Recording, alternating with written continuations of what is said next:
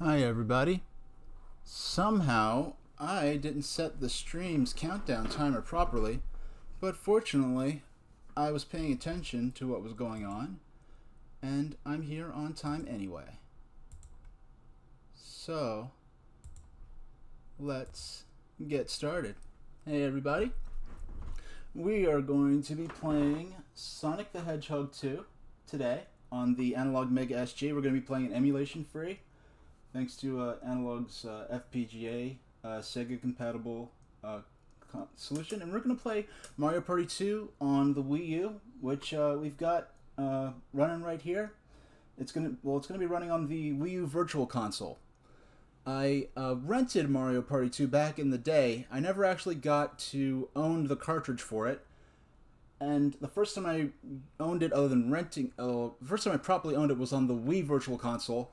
And I've downloaded it onto the Wii U because Wii U is native HDMI compatible. And it'll be, I'm using the Genesis controller to play Sonic 2 today. We beat Sonic 1 at the beginning of the last stream. Sonic 2 is one of the hardest games. Well, we beat the first boss of Sonic 1 a couple of times. Of Sonic 2. And beating the first boss of Sonic 2 was as satisfying for me as beating Robotnik at the end of Sonic 1. Because as a kid, I never actually beat. I saw my brother beat the first boss in Sonic 2 once. So I never got to see the rest of the game. And let's get started. Well, actually, I should put my headphones in. That'll help a lot. Excuse me. Should have remembered to do that before I turned on my webcam. But we're going to play this for an hour. We're going to play Sonic 2 for an hour. Then we're going to play maybe a couple hours of Mario Party 2. And then we'll play another hour of Sonic 2. And then that'll be the stream. This is all pending my, let's see, let's set the timer for 60. Set the timer for 1, 2, 0. 2 out. No, actually we only want 1. The way this timer works is a little odd, excuse me. We want 1 hour. I'm going to set the timer on my phone because I have a tendency, the timer I use on stream does not. Okay. We've got an hour of Sonic the Hedgehog 2 played on the Analog Mega SG. We're going to start it up right now. And then we're going to play a couple hours of Mario Party 2. But Sonic the Hedgehog 2 for Game Gear is it's the first sequel I ever played. And where I actually learned about that was, I was a little kid. I grew up in New York City. And when you grow up, there was a Sudafed commercial I had got a part in. I was a little kid at the time. And me and a bunch of other kids and our parents, we took a van out to upstate New York, which, mind you, going anywhere outside of New York City was a huge adventure. When you're a little kid and you live in the city, it seems like the 5 boroughs of New York City are your entire world. So we went to this place out in the country in upstate New York, and there was a kid who was playing. Well, I had Sonic the Hedgehog 1, and when you were a little kid, mind you, the Sonic 1 on Game Gear, of course, had no battery life. Now, as you see, this is a completely unique version of Sonic 2. This isn't like a port of Sonic 2 for the Genesis. This is a completely original game developed by Aspect. And the first Sonic game that we beat on stream last time, Sonic the Hedgehog for Game Gear and Master System, that was developed by Ancient. This one was developed by Aspect. This is considered the weakest of their 3 Sonic games. They made 2 sequels, Sonic Chaos and Sonic Triple Trouble. I never played Sonic Chaos as a kid, but Triple Trouble, I think, is the point where they were rivaling on this 8-bit hardware what they were accomplishing on the 16-bit hardware. I did not own a Genesis growing up. I came to learn to love video games, and I learned to love Sonic based entirely on his 8-bit adventures. I never got far in this one. And this right here is actually, since I started playing it my last stream, this is the first time I've really been playing this since 1992 when I was a little kid. Now, when you're a little kid, you're on set, and in between takes, during the break times, the parents would give their kids Game Boys and Game Gears and, you know, coloring books and stuff to play with. And I had my Game Gear, and I had Sonic the Hedgehog 1, I believe Mortal Kombat 1, and yes, I was a little kid, but Mortal Kombat 1, without the blood code, and on the 8-bit Game Gear, it was not a very offensive or violent game when you're talking about the 8-bit version without the blood code.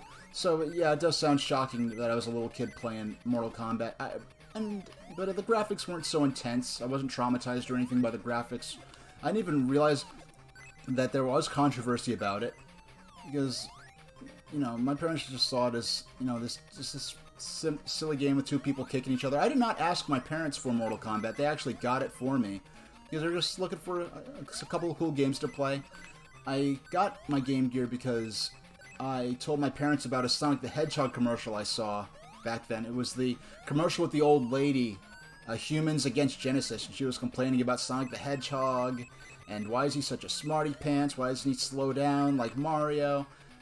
And I didn't really care about video games before then. I knew there was Nintendo, I knew there was a Super Nintendo, but that commercial, seeing Sonic the Hedgehog, that was really the first time I was interested in any video game. I told my parents about it. I didn't ask for it. I just sort of told them about it, and they saw that I was interested.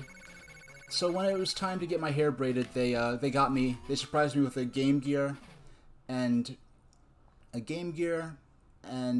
a Sega Genesis. Just making sure my microphone's on because I'm a little paranoid. Hey, Calcaboy75, nice to see you. I was just telling this. Oh, I missed my train. Doggone it! Get back here. Yeah, that's nice. I'm glad they programmed it so just rolling is enough to let you.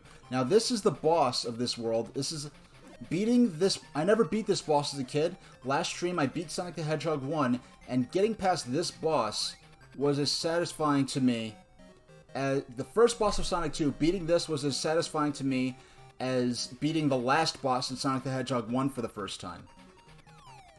Alright, now we don't actually attack this boss. What we need to... there are no rings, so you have to do a perfect run. We have to avoid all those bouncing cannonballs. We don't have to attack the antlion at the bottom of the screen. We just have to avoid those cannonballs and survive the level. Because of the small screen size, this game was made with Master System in mind. Did you see those lovely pictures of the kangaroo and snake? No, I didn't. Is that something that's just circulating around, or is that something you, like, tweeted at me or something like that on social media somewhere? Oh, did I draw? Oh, no. Excuse me. The kangaroo and snake. I'm so sorry. I have to explain. That is my the kangaroo he's not actually a kangaroo. He's sort of a mixture of a few different creatures. They're actually sort of inspired by the Vorticons, who are these dog-like aliens in the Commander Keen games. And doorworms originate. The snake-like thing is called a doorworm, and I actually created them for for school back early in high school. There was a biology project where we were learning about symbiotic relationships between different animals. Sort of examples like clownfish and sea anemones, how they help each other, or this is sort of a microbiotic example, but like how the mitochondria in our cells, they have their own DNA. They're technically a separate life form from us, but our cells give them a safe place to live, and in return, the mitochondria their life process produces the energy that we use. Or I'm trying to think of other examples. I'm suddenly falling blank on different examples of symbiotic relationships. This is one of my favorite things, you know. Or how just different species that are living together. What's an example I could think of? I can't think of one right now. I'm falling blank. I'm sort of camera shy a bit. But I had to create a symbiotic relationship, and I created... first there was an art project, and I had to create a character I had to draw an original cartoon character. Oh yeah, I was explaining my character that I use on my art. I didn't draw it. My friend Kita Space Cat drew that. If you look in the lower left of my layout, there. Let me get past the attract screen. On the lower left of my layout, one of the it should be showing up right now. If you type in !Space Cat, you will see my dear artist friend Kita Space Cat drew those characters for me. If you type in !Space Cat, it'll explain. It'll give you a link to her website and explain. Give her credit for the art that she did. Yeah, that's how you do it. Thanks, Josh of the Zombies. You can see my other commands there too if you need to know any more information about what's going on. It was two projects that happened at the same time. I think it was my freshman year of high school, or maybe it was 8th grade. The first one that came up was I had to do an art project involving an original cartoon character, and I needed to. I am not very artistically gifted in terms of drawing, so I needed to create something I could draw myself. So I just started drawing a line. And it ended up becoming I ended up just drawing a little earthworm with googly eyes above his head, and just drew the little segments in, and that was my character that I used for this art project in high school. And once I did that, well, about the same time I created that little worm-like character, I got another project in biology where I had to create a symbiotic relationship between two imaginary species I made up with. So, I liked the Commander Keen games, and there were these dog-like aliens called the Vorticons that are the main enemies in that game. And they were dog-like bipedal spacemen, kind of. But they did not have tails, even though they were based on dogs. So, the first idea I had was something a dog-like, alien creature, but maybe its tail was one of these worms, googly-eyed worms that I drew, and then I thought that was too weird, and it wasn't really quite a symbiotic relationship because it was more sort of like a push me pull you kind of creature, or what's that Girafarig in Pokemon where it has a sort of a head on both ends. And what I came up with instead, that maybe these dog-like aliens, maybe they had tails, but these worm creatures could be riding on them, and they could be using the host, the dog-like being, would provide food and protection for the worm that's riding on his tail, and in turn the worm would be they're kind of prehensile, and they could act as an extra grasping limb. And the idea that I had was that maybe they could be doing things like if one of these beings is holding a bag of groceries, this worm could open the door for them. And that's how they became called door worms. And I could draw, and I only had to write a description of these things for the biology project. But because I had the art project, I was able to provide a very simple art because I had created the door worms so that I could draw them myself with my limited artistic talent. And because mostly I just had to write, and writing is my strong point, and so I was able to just write a description of them. And as I came to have online artist friends, I would describe these characters to them, and they started drawing them for me. And I was able to commission my friend Kita Space Cat. Oh, Kita's how you found the channel? Oh, cool. Yeah, if you go to Kita's website at spacecat-studios.net, it has links to her different art galleries, and there you can see a lot of the art she's done for others, as well as the art she's done for me of my doorworms. And once I developed the symbiotic relationship between these dog-like beings and these worm-like creatures, I started started including them into the fictional universe that I was writing in, and still am now. I've sort of been working on this sort of fictional universe since high school. And so I had this notion that that in this world, Earth's moon had the conditions for life to evolve as well as Earth. So we just have this green moon in the sky with oceans and forests visible from down here. And my idea was that these beings came from the moon, that these fictional beings that I made up, so I call them the Lunarians, and the people are the Lunarians, and the symbiotic worm-like creatures that live on their tails are called doorworms, because they open doors for them. I tried to come up with a better name for them, but it's like, they're just a lot of things that we have names for in our world aren't objectively good names if we were going to make them up ourselves. The fact that we have handheld computers, most of us, we call them phones because they were a development of portable telephone technology. Now they've become something totally different, but we still call them phones. Or the fact that that device a lot of us who have, hourly jobs use to punch in and out of work, we call that a time clock. How did we end up calling that a time clock? I mean, all clocks tell time. That's what clocks are for. But when we say a time clock, thanks, yeah, he has long hair like me. Yeah, that's my alter ego in this world. My online handle is Super Train Station H. Some of my in-person friends call me H as well. The whole story of where the phrase Super Train Station H came from, it has a lot of different layers, and so it'll take a long time to explain. But just focusing on the artwork and the characters, so I'm H. So that Lunarian version of myself is Lunarian H. He is not... I don't see that character as my true self or my inner self or anything like that. He's just me with a tail. He's not, he's not a character I've written a lot of... I don't have any unique content written for him, even in those fictional worlds I created.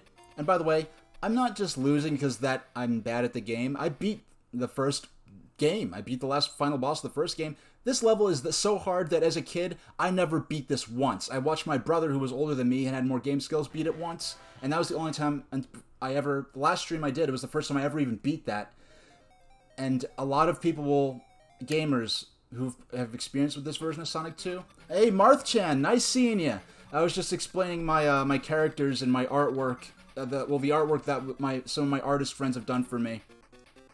I created these creatures, these dog-like beings called the Lunarians, and the worm-like things that ride on their tails are called doorworms. And I don't see the character is not my true self or anything significant like that. He's just me with a tail. I never really wrote any fiction of him. I don't wish I was him because Lunarian H is just me with a tail, and I'm just Lunarian H without a tail. I mean, it would be cool to have a doorworm. That's the only really unique thing about him that I don't have. But as a person, like, I don't see him as my inner self or anything like that. He's just me with a tail. He's just sort of me reflected through the lens of my own imagination. And I just leave it at that. And so I just use... just a fun thing I use as for artwork and things like that. A lot of this artwork already existed. Marth I met Marth, he's back sort of earlier on when I was still developing them. These characters exist alongside human beings in my world, in the fictional world that I created. But Lunarian H isn't a character in that world, and plus most of the world, it's an alternative universe that takes place around 1900 to 1910 times. It could be said to be steampunk. There's some steampunk elements to it, but the fact is, it also takes place in around 1910, when steam was the main power and technology being used. I do have a story, the first real big story I wrote in that universe. I have nothing published of this yet. A lot of the stuff I wrote for it was back in 2006, and I've developed so much as a writer since then that I really and my concept for my sensibilities and my writing abilities evolved so much since then that I'd really have to go and give it a total overhaul. I've written another novel-length manuscript in 2011, but I wanted to focus more on my schoolwork in college and in my family life. I've written on my free time since then. My background is in writing and in doing so professionally, but it's not in the field of novel writing. If I could write a video game, I could use my characters in it. Yeah, I do have other stories that... I'm really sort of exploring these levels for the first time, so I see a 1-up up there. I'll have to learn how to get up there. This is Underground Zone. As you can see, it's a totally different take on the first level of Sonic the Hedgehog. I'm playing on my childhood cartridge from back in the day here on the Analog Mega SG console. So it's playing my own childhood cartridge. This isn't emulation, it's actually playing it in real time with FPGA, which simply put, it is a chip which is engineered to simulate all of the internal workings of a Game Gear in this case in real time. You can also play Genesis games and the SG-1000, which is the system which predated the Master System. Master System, if you don't know, because it wasn't very popular in North America, so a lot of people aren't familiar with it. Master System was a system that went up against the NES. Sega had an 8-bit system before the Genesis, the Master System, and they used that technology from the Master System and turned that into the Sega Game Gear. Now, Master System was not very successful in North America, but it was successful in Europe and in South America. So this game came out on Game Gear and on Genesis in Europe and in South America, but in North America, where the Master System was not successful, they only released that on the Game Gear, so that they could be a handheld equivalent to Sonic the Hedgehog 2 on Genesis, and so that they could, have another library in their Game Gear catalog to compete against Nintendo's Game Boy. I had Game Gear as a kid. It was my only system until 1995 when I got the Game Boy, and I did not own a home console until 1997. Early 97, I got the Nintendo 64 for my birthday. And so the the Game Gear, the 8-bit version of Sonic the Hedgehog 2 was completely different from the Genesis version, and they decided to do an underground mining kind of it was underground mine with lava and mine carts. So they did a completely different take on Sonic 2 on the 8-bit systems. And so this is what Sonic 2 was to me. Now, they developed Sonic 2 for Game Gear and Master System completely independently of the team that was working on the home console version. So they did not have the spin dash in this version. They came up with the idea of Sonic rolling to hit blocks, but they did not come up with the idea for the spin dash. There's this tricky part where I have to break these blocks, but I don't have barely enough room to get the momentum to roll and hit it. Now, Calca Boy, sorry you missed the weekend stream. No, that's alright. Don't worry about missing a stream. The VODs will be around for a little while. What I'm going to do, I'm going to eventually post... I have these VODs downloaded, and because right now, I think, because I'm a smaller streamer, I don't have affiliate or anything like that. So it's really hard to... This is one of the toughest challenges of gaming, to jump over these successfully and predict their arc, because when I stand still, the gravity pulls me downwards to the antlion, who will damage me and kill me. So I have to balance between sliding down and jumping over them. So it's a very tricky little operation I have to do there. Martha, don't worry about chatting. You could go ahead and be quiet if you'd like to. You could, what they call lurking, you could go ahead and be quiet and just listen to this in the background. Oh, you're still working till 5? Yeah, you could just... hey, if you're just watching, you don't have to make yourself known in the chat at all if you'd prefer not to. My follows, my alerts, I don't think are working right now, but I do want to respect, those who... if I was a larger streamer, I would actually probably turn my follow notifications off, because if someone just wants to watch and maybe follow without chatting or being acknowledged in the stream, I wouldn't want them to have to feel pressure to interact. But since I'm a smaller stream, I do intend to have those follow notifications set up. But I think I didn't get to... between actually just running the stream, just getting it working right now, I was doing good for a while there. There's 6 p.m. Oh, okay, yeah, you live on the West Coast, so it's tricky for some people. But the VODs will always be there. What I'm going to do, the VODs will eventually be, they're only archived for a couple of weeks, I think, on Twitch. I'm going to upload them as unlisted videos on my YouTube account. And I'm going to set up a site on my website, supertrainstationh.com. There's nothing really going on there. It is a website that looks like it hasn't been updated since 1999. I swear, it looks like it hasn't been updated since 99. I haven't touched it since 2015, I think. I made a webpage during the lead up to Pokemon Sun and Moon. I made a webpage about my anticipation for that game.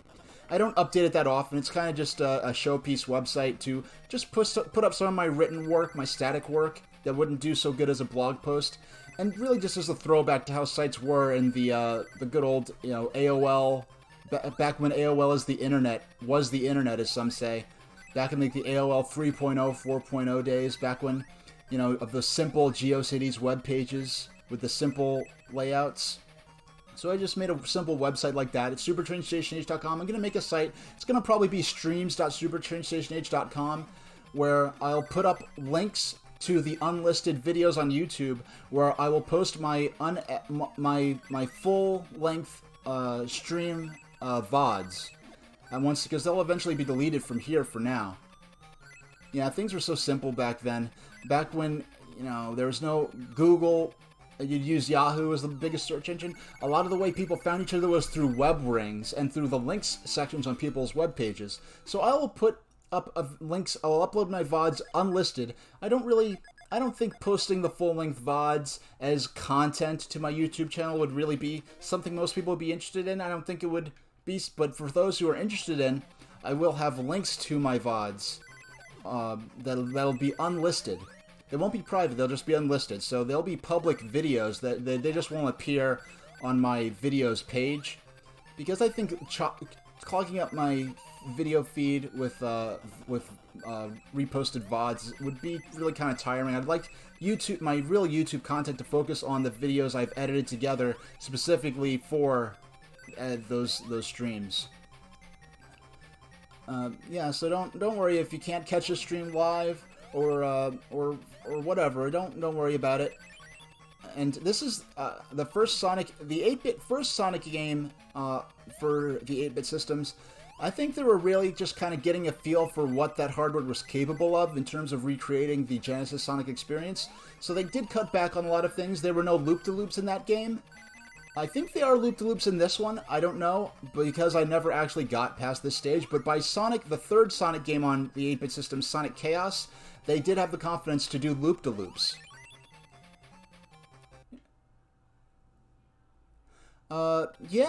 It's funny. On YouTube, I was mainly talking about Nintendo, because that's what, Wii was out, and then 3DS, really when my channel started taking off was when the Nintendo 3DS was announced via a very bare-bones press release saying, oh, we will make a new system called Nintendo 3DS, it will have 3D without glasses, we will share more at E3. Is basically all it said. And it was early in the morning Eastern Standard Time. It was like 7 o'clock, I think that went live. And I was like, if I can make a video about this now, I'll be one of the first people to have a video up. And mind you, YouTube was a very different place back then. So I made a video about my reaction to the announcement. And I made videos, speculating what some of the games, what games might appear on the system, what it might be like. I'm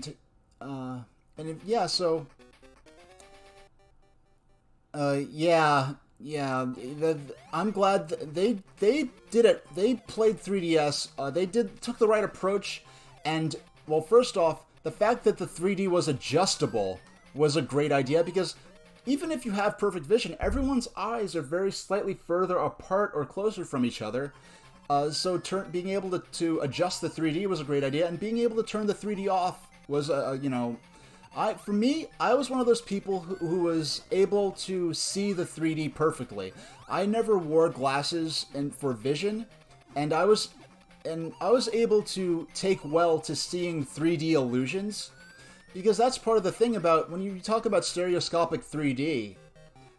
Any 3D other than what you're seeing in person with your eyes is an illusion. It's tricking your brain into seeing something that isn't there.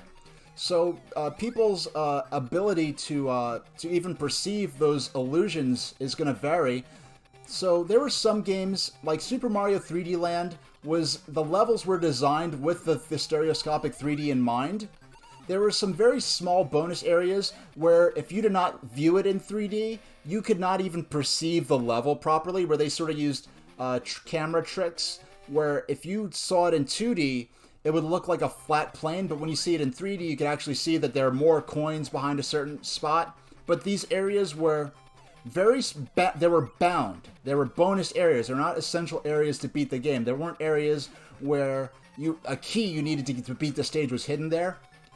And then, even in those areas, there was a switch you could step on that would rotate the camera and reveal the gimmick of that spot.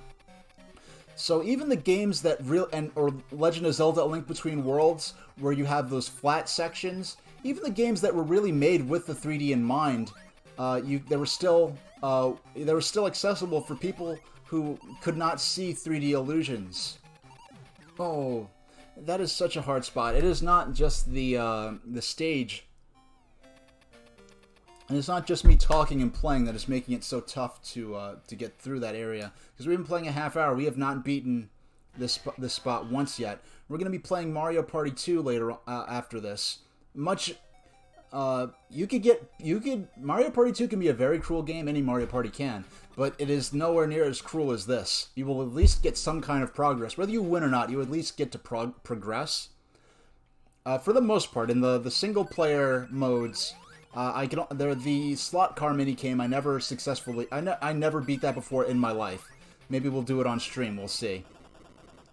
But we'll be playing the board game modes in Mario Party 2 tonight. Okay. Yeah, so that's where Lunarians and Doorworms came from. This is a general thing I want to say to my chat. If I am ever on a particular train of thought and I come off of it, because, these things always segue into one another. Actually, when I do this, when I first got this game, because, excuse me in chat for anyone who saw this or heard this already, but for those who are just joining us, I'm playing this on my childhood Sega Game Gear cartridge right there, on the Analog Mega SG. I got this game in 1992 because I was an actor when I was a little kid. I did a lot of work in commercials, and one time I was shooting a Sudafed commercial in upstate New York, and the commercial took place in a school, and they actually rented out this private school up in the country. I guess maybe it was filmed in the summertime, so there was no one in the school at the time. And that's where the commercial was filmed, and I was a little kid then, obviously, or not. And so it was about the teacher needing to take Sudafed to keep her head clear while she managed all these rowdy kids. I was one of the rowdy kids. In one cut of the commercial, I grab some scissors, and I'm running with them, and the teacher has to stop me before I get hurt. And in another, I found the shortcut of the commercial on YouTube. And the shortcut of the commercial, there's another kid who grabs the scissors and runs with them. I don't know whether or not that kid, I don't even remember his name, because we didn't stay in touch after the commercial. Sometimes us kids who were in the commercial, sometimes our parents would stay in touch and you have play dates, because most of us all lived in the city, in New York City where I grew up. But sometimes, we usually just lost touch with each other. I don't remember if the kid you'll see in the commercial was the kid who had the Game Gear, but I had Sonic the Hedgehog 1 and he had Sonic the Hedgehog 2. And I was like, they made another Sonic the Hedgehog game? So when I was so interested in it, the kid was showing it to me and let me play it a little. And I saw him playing this very stage, so sometime after the commercial, I think they might have even paid for it, my parents, with the money that we earned from me doing the commercial. Because, of course, I earned money, but at that age, my parents are the stewards of the money. So what they would do is they use the money to help make ends meet, because it was serious income that we did use. It was something that we did as a professional pursuit. Was I just got whooped there. That was interesting because I died, but it didn't play the death jingle. Somehow we missed the music there.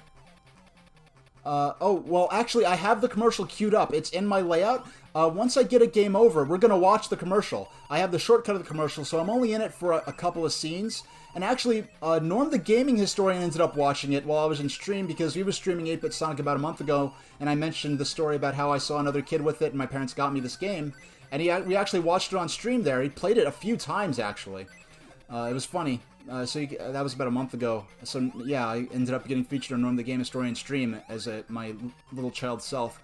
But once we get a game over, I'm going to play the commercial, And I'm going to show some of the battery solutions real quick that we used back then, because the Game Gear had very poor battery life. He had one battery pack that was kind of the precursor. It was an official Sega Game Gear first-party product. It was the precursor to today's USB portable batteries. And I ended up getting, in '94, something called the Power Back adapter. And that screwed into the back of the system.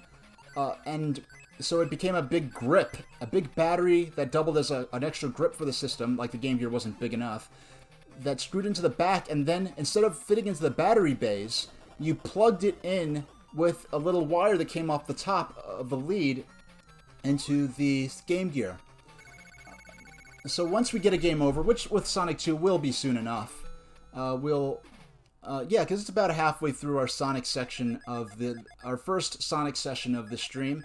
We'll watch the commercial where I first, and on set with the other kid had the Game Gear, and that's the first place I saw Act 3. This is where I'm going to get a game over, most likely, because I'll just die a couple of times to the boss, and that'll be that. And then I'll show off the commercial, and you can see me as a little kid. Yeah, so imagine getting. I saw this. This kid I saw. Oh, they made another Sonic the Hedgehog game. Because when you were a little kid, you never actually get to beat games. I only got to the third act, Jungle Zone. Because in the Game Gear or 8-bit version of Sonic the Hedgehog, there's marbles. There's Genesis. There's Green Hill, like in Genesis, but instead of Marble Zone, there's a new zone called Bridge Zone. And then instead of Spring Yard Zone, you play an act called Jungle Zone, which is a jungle-themed area. And so I never got past Jungle Zone because, well, the game didn't save, so usually if I was playing and I was in the backseat of the car, or there was an appointment it was time for, or it was time to do another filming take in a commercial, I would, you turn the game off and that's that. And plus, I'm a little kid, so I'm not that good at the game. I don't know the boss strats. The commercial was from 1992, I believe. It should be 92. The posting on YouTube might say 91. If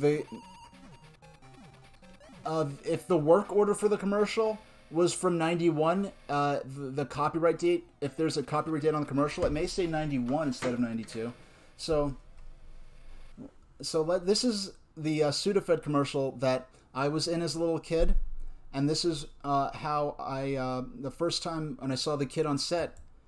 Now, I can't hear the sound. When you're suffering from sinus pain, you can't take a medicine that can make you drowsy. Sudafed Sinus has a maximum strength pain reliever and the non-drowsy decongestant in Sudafed to relieve sinus headache and congestion, so you stay alert. Sudafed Sinus. In the 30-second cut, when you're suffering from sinus pain, you can't take a medicine that can make you drowsy. Sudafed Sinus has a maximum strength pain reliever and the non-drowsy decongestant in Sudafed to relieve sinus headache and congestion, so you stay alert. Sudafed Sinus. Let's turn the commercial down. When you're suffering from sinus pain, I had it at max I had it on at max volume because I can't hear the sound, but apparently you guys can hear the sound. As long as you guys can hear it, that's what matters. I'm still new to learning how to use the broadcast software, so there I am, and you can hear the you can hear the game too. Let's turn the game sound off right now.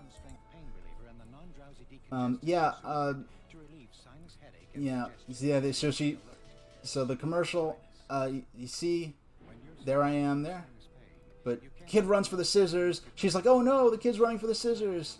She takes the Sudafed, her head's clear. The kid's about to get him, and there we go.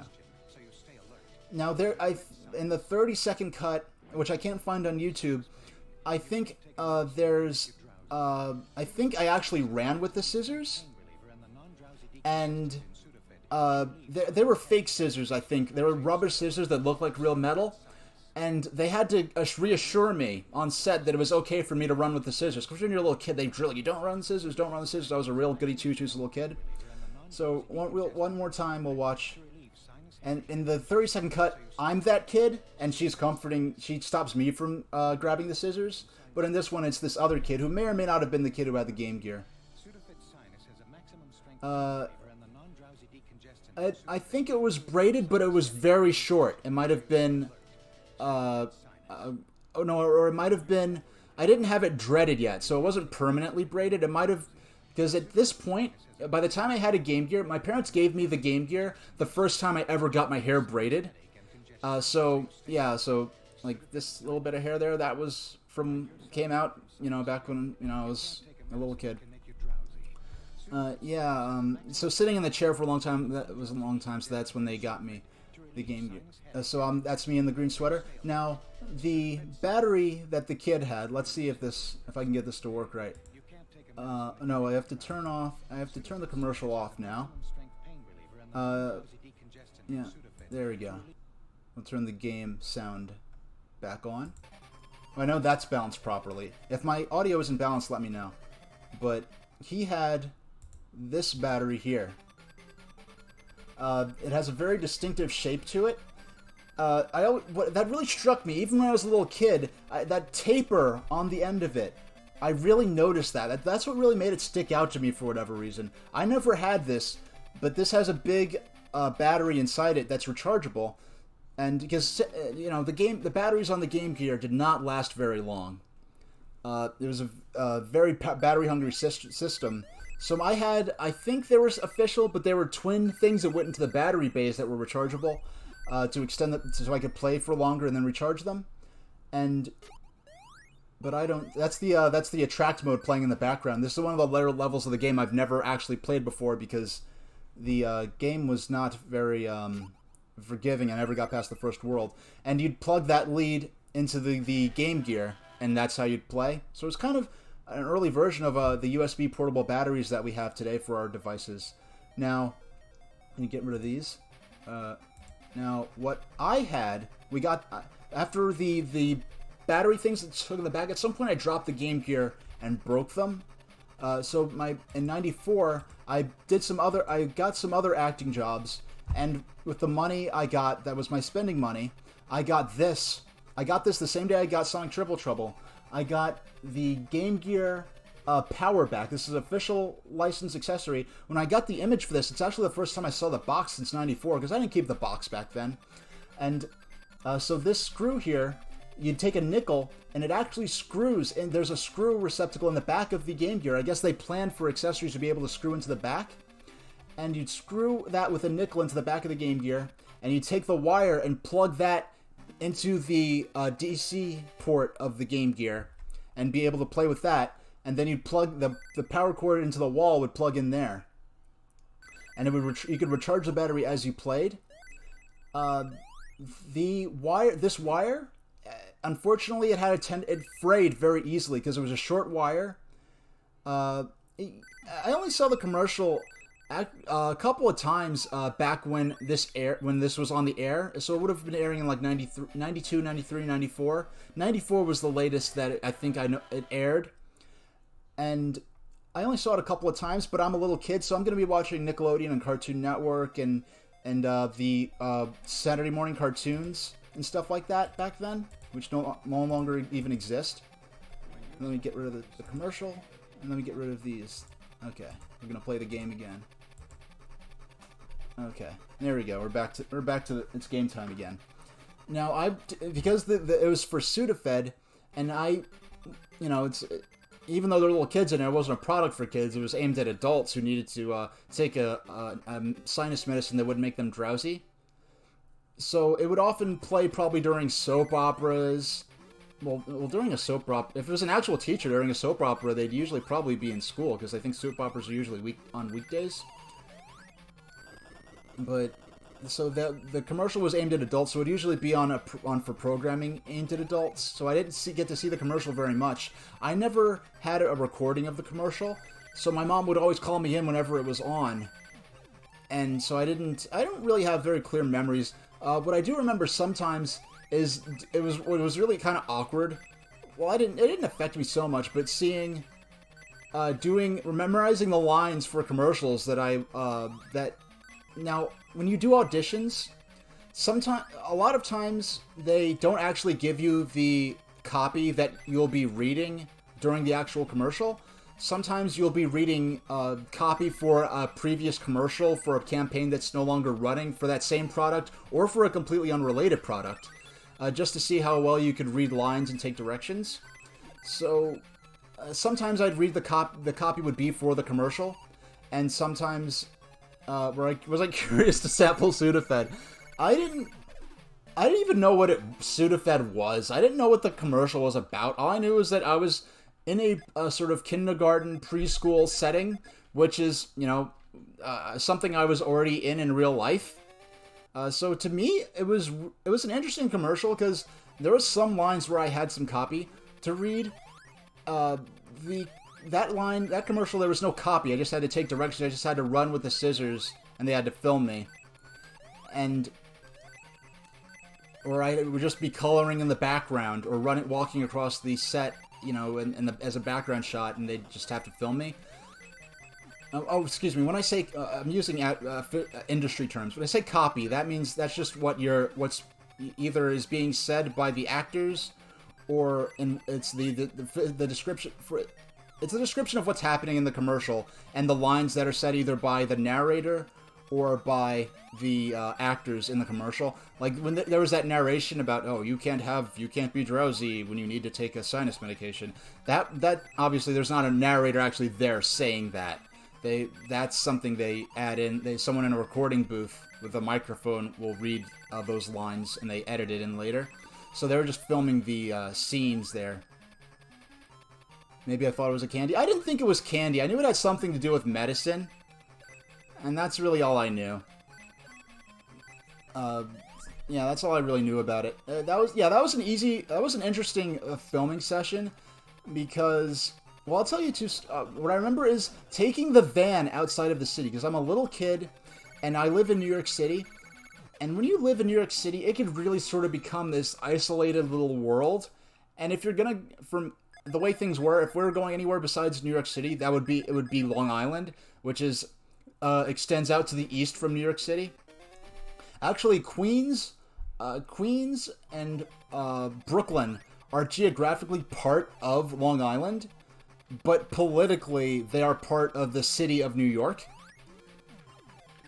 Long Island politically is Nassau County and Suffolk County, and they're larger than most counties in most states. They're very large, sort of areas. But in Queens and Brooklyn they're geographically part of that same island, but politically they're part of New York City. So if I was going to go anywhere, and I lived in Queens, so if we were going to go anywhere other than into Manhattan or Brooklyn, it was usually to Long Island. And let me think.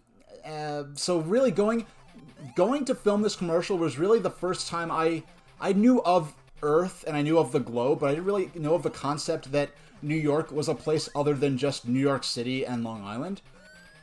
So going to upstate New York was a big deal, and it's like, oh, it's so rural and country.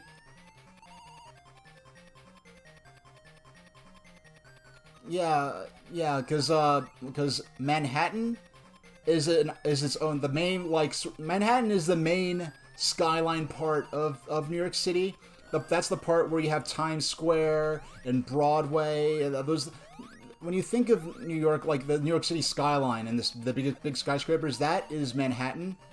Then we have Staten Island, which it can actually, in parts, is very rural. You have actually deer that live in Staten Island running around. Brooklyn is probably the second, the second most biggest part of Long Island. You hear about Brooklyn and Queens a lot. You don't hear about the Bronx as much, but you definitely don't hear about Staten Island so much.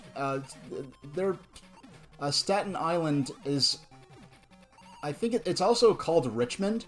And after Hurricane Sandy, there's a bit of a movement where Staten Islanders started calling themselves Richmond again. Did I do any commercials where I was at the front and center star of it? Actually, the Sudafed commercial in the alternate cut, you could say the teacher was the star, but as far as the children goes, the main children they filmed with was the kid in the 15-second cut, and in the 30-second cut, I was the one running with scissors, and there was more footage of me, and I was front and center. Commercials that I was the star of. There were so many. There's so many things that I did auditions for and that I actually filmed. It's hard to remember a lot of them. I was in a couple of movies when I was a kid. Oh yeah, deer swimming across the bay. Yeah, I'd believe it. And oh, when it comes to Jamaica Bay, which is this huge. If you look at Long Island, it's shaped like a big fish, as you know, such as it were. And the mouth of that fish, that huge bay. If you know where JFK Airport is, kind of, that huge bay there, it is this gigantic bay that's enclosed by the Rockaway Peninsula. And that huge bay is actually only about 10 feet deep. It is this gigantic body of water that you can see from space. That body of water defines the western end of Long Island, and you'd never guess it was only 10 feet deep. That Jamaica Bay area, I believe that is where they made some kind of major discovery about. Are all these on YouTube? The Sudafed commercial is on YouTube. If you have to type in Sudafed commercial 1991, I think is how I ended up finding it. And mind you, I've been looking for this commercial for years. I'm just waiting for someone who happened to have their VCR running in 1992. It was 92 because Sonic 2 came out in 92, so it couldn't have been 91. They had to have their VCR running on a channel that played this commercial between 92 and 94. They had to be on a channel that played the commercial during a show that had that commercial. And what a lot of people did back then with their VCRs is they would pause the record. If they were there recording it, if they were there as they were recording, they would pause during the commercial so that the tape wouldn't have the commercials on it. So they had to be filming at the right time to have the commercial running on the right channel, have the commercial running, and on top of all that, not have pause during the commercial breaks. Yeah, it is a deceptively shallow body of water.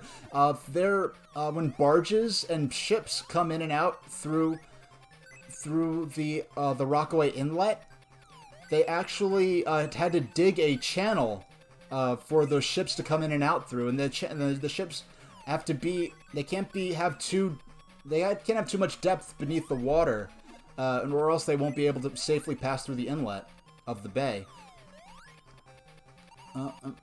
So they had to have a tape with that commercial on it. The tape had to have survived, like, up to the present day, so basically nearly 30 years later. Yeah, he does. And this is the American version of the cover art. The Western versions of the cover art, Sonic has a slight. They did the sort of infamous, Kirby is always angry in the U.S., where they have Kirby with a fierce, determined look to counteract how cute he is, I guess, to appeal to Western gamers. Whereas on the Japanese versions of the same games, he'll always look happy. And sometimes they'll draw original art where he looks mad, but sometimes it's an obvious editing job where they just altered his eyebrows and just drew in little angry eyes and a little frown to make him look more determined. These guys, the hitboxes on these guys are ridiculous. How many? I've died to that guy before. Those little bugs are throwaway, and Fire Island was named because people built fires in the island to draw ships in. Yeah, it's please. Okay, I accidentally restarted the game. I accidentally activated up and start triggers the menu. Okay, just pressing A exits the menu, because that's the menu for the FPGA console that I'm using to play the game on. Yeah, it's a treacherous area for navigation, so the lighthouses are in that area are very important. There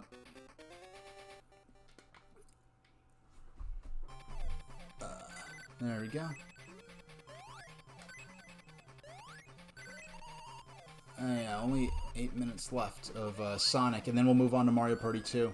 Yeah, so someone had to, whoever put that copy of the commercial up on YouTube, someone would have had to have recorded between 91 and 95 a show that happened to have that commercial on it, and then the tape would have had to survive just shy of 3 decades, for just short of 30 years, to 2020, as we're filming this, or as this is streaming and being recorded. So the tape would have had to have been filmed. They would have had to happen to catch that tape. The tape would have had to survive 30 years. And the tape would have had to be in good conditions. It couldn't have been in a moldy basement or attic where the tape could have collected mold. They would have had to have happened to have not recorded on that tape, recorded over it with something else that was, being shown.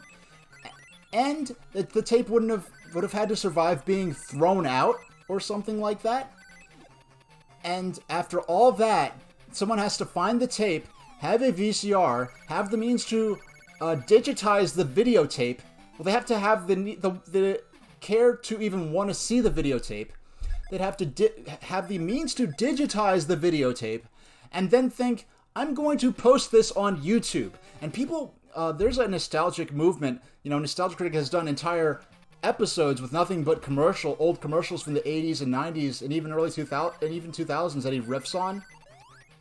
And I have many videotapes with nostalgia commercials from the late 80s and 90s. I have special plans for them regarding this stream. Not a normal stream. People will do old commercial streams. I'm going to do something special. You'll see. I have special plans regarding commercials in regards to my Twitch content. But they would have had to do all that, and they would have had to upload the commercial. And then they could not have just uploaded it as 90s commercial block, because I'm sure it's appeared in one of those by now. They would have had to specifically upload it and tag it or title it Sudafed Commercial 1990, early 90s, or 91, 92, or 93, so that I could search for it and find it. So all of those incredibly unlikely things had to come together for me to be able to find that commercial again. Do I live very close to Times Square where the ball drops? Okay. Corey, thanks for the host. My alerts, I'm still figuring out how to get my alerts to show up properly, but I heard the chime in my ears. I don't know if you heard it in the chat, but Corey09099 is hosting me, and thank you very much for the host and for the support. We're playing Sonic the Hedgehog 2, and for Game Gear, we're playing it on my childhood cartridge here from 91. Only for about 5 more minutes. We're going to play a couple more minutes of Sonic 2 here, and I'm sharing my memories about the game and all that. And once we're going to take a little, maybe about 8-minute break, because I have to get up and stretch, and so for safety reasons, so I don't get a blood clot or anything like that if I sit down for too long. And then we're going to play Mario Party 2 for a couple hours, which is going to be a lot of fun. Then we're going to play a little more Sonic at the end of this, so we'll see what happens. Do I live near Times Square? If I live to live in that area, you have to be a millionaire, if not a multi-millionaire, to live in the area near Times Square. It is very expensive to live anywhere in Manhattan. I grew up in Far Rockaway, on the peninsula. People who aren't from New York City, it is hard to even. The scale of New York City is almost unfathomable. Like, from where I lived in Far Rockaway, the skyline of Manhattan was on the horizon line. It was just a few. If Manhattan was a few more miles away, the Manhattan skyline would be hidden by the curvature of the Earth. That is how vast the New York City is. I would get on the A train subway from the Rockaway Peninsula had two subway lines when I was growing up: the A train and the H train. The H train is part of where Super Train Station H comes from, my online moniker, and the name actually that I do use in person with some of my friends.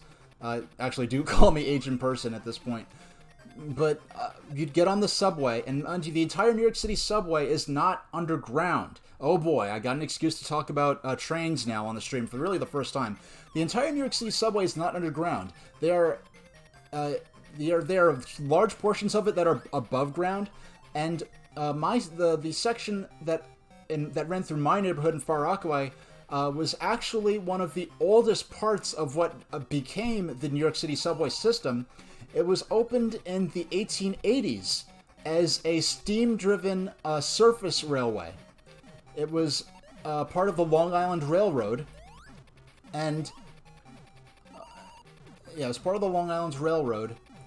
And in the 1940s, they elevated the railway. They elevated the railway, and so there's an elevated train that had a. Oh, we actually beat the boss. This is the third time in my life this has ever happened. The power of trains has come to our yeah, the power of trains. Bless it. Me talking about trains put me in my magic sweet spot. So we'll see how we get through Sky High Zone. This is only the second time, actually the third time in my life, the first 2 times being on stream in my last streaming session, that I've gotten to the second act. Now, you see Tails hand gliding? That is a lie. Tails is not in this game. In fact, the storyline of this game is about you rescuing Tails from Robotnik, who has kidnapped him. So I don't know what they were thinking, putting Tails in the artwork.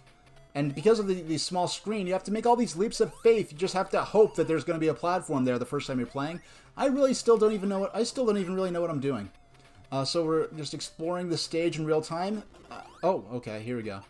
Oh wait, I have to. Okay, that's. Okay.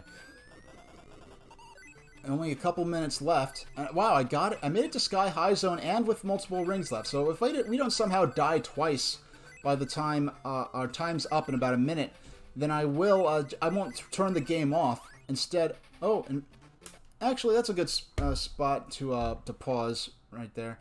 Yeah. What were we talking about? Yeah. So it was just getting up and getting a head start on my stretching, as my legs are tingling a bit, and I only have a few minutes to change my console from the Nintendo Wii. Well, the Wii U. It is the official name of the system is Wii U, not Nintendo Wii U. So the Wii U and the Analog SG here, I'm gonna switch them out. I'm gonna take a stretch and to get a drink and all that, so I'll be good to sit down again for my next couple hours of streaming. And but anyway, what I was getting at, to get to the kernel of what I was discussing, you would get on to you'd get on the subway at my station that was right near my house. You would be on that train for an hour before you made it into Manhattan. It was a half hour of that train. You'd spend about 40 minutes, and I forgot how long, but a half hour of that train ride, you're elevated, so you're already above ground by like about 40, 50 feet. You could see to the east, you could see the Atlantic Ocean and the beach, because the train line was only like a couple thousand feet from the water. And then when you looked north, you could see Jamaica Bay, and you could see Jamaica. Oh, that's my timer. Yeah, that's my timer to remind me to. Yeah, you could see Jamaica Bay to the north, and you could see the ocean to the east. And you were on that. The train actually went over the bay, and then it went through a wildlife preserve that was in New York City. The train went through a wildlife preserve, and you could see the birds flying around and stuff. And then eventually the train would go underground once you got into Brooklyn. But it was like more than an hour train ride just to get to Manhattan. That's how big New York City is. So I did grow up in New York City. I'm not there anymore, but I don't live anywhere near Times Square. Now, let's see. Let's set our timer for. I'm going to give myself 6 minutes. Okay. Let's see. I'm going to give myself 6 minutes. Actually, let's make it 7, because I do have to set up I do have to also set up the system. So we're going to take a quick break from Sonic. Well, oh, excuse me. I turned up the wrong thing. I didn't. There we go. That's more like it. Now we switch to our wait screen, and I'm going to be back in a few minutes. We're going to play Mario Party 2 for a couple hours, then we're going to go back to Sonic. Mario Party 2 is one of my favorite games of all time, to the point where I've collected a bunch of statistics on each board, so I'm going to have a blast with it. And so I'll see you in 7 minutes. And so get up and take a drink if you need to. I'll be back in a little while.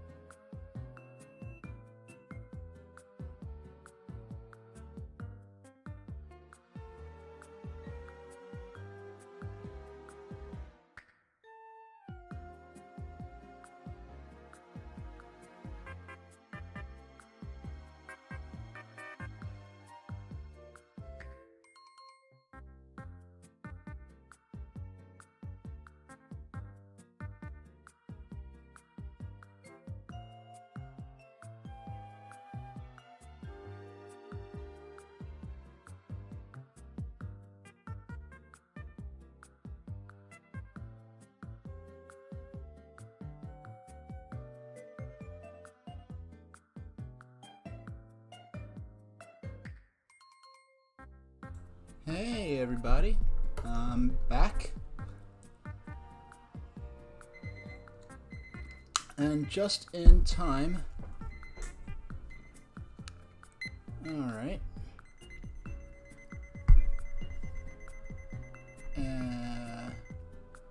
Here I am. Hiya. Hey, thanks, Marth-chan. Oh, I probably want to... I might have asked this in one of those... were you in one of those emails we've been exchanging, but, did you, happen to end up getting a Switch at this point? I forgot. Okay, where's... here we go. That's it. That's great. Or just as I would have hoped. Now we just have to... Yep, there's the Wii U there.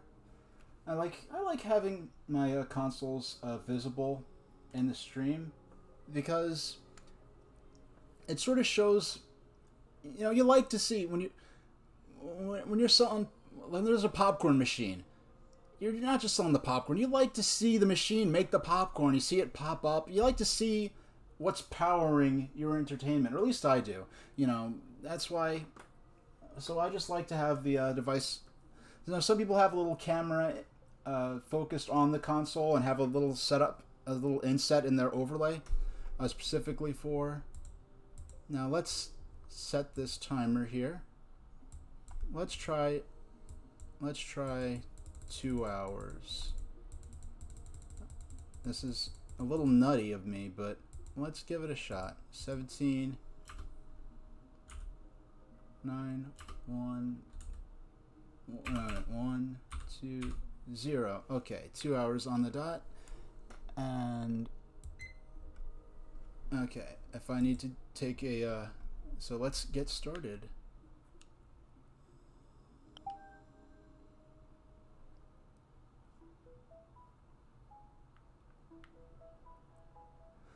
Or did I get the lovely photo of the girl with the clown?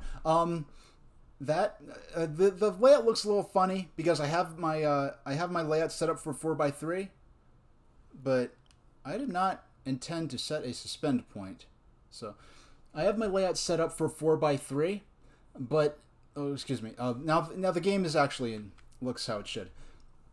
The picture that test pattern is not mine. I'm not a video engineer, unfortunately, but that it came from the BBC. It is a famous test card that they've been using since I think the 60s or 70s. There was a series of test cards from when the BBC first started broadcasting television. There was the first one was called A, then there was test card B, then C, and so forth. They were designed so that when they would display this whenever they weren't broadcasting, because back then television wasn't on 24/7. They'd stop at like 8 or 9 or 10, and then would show a test pattern all night.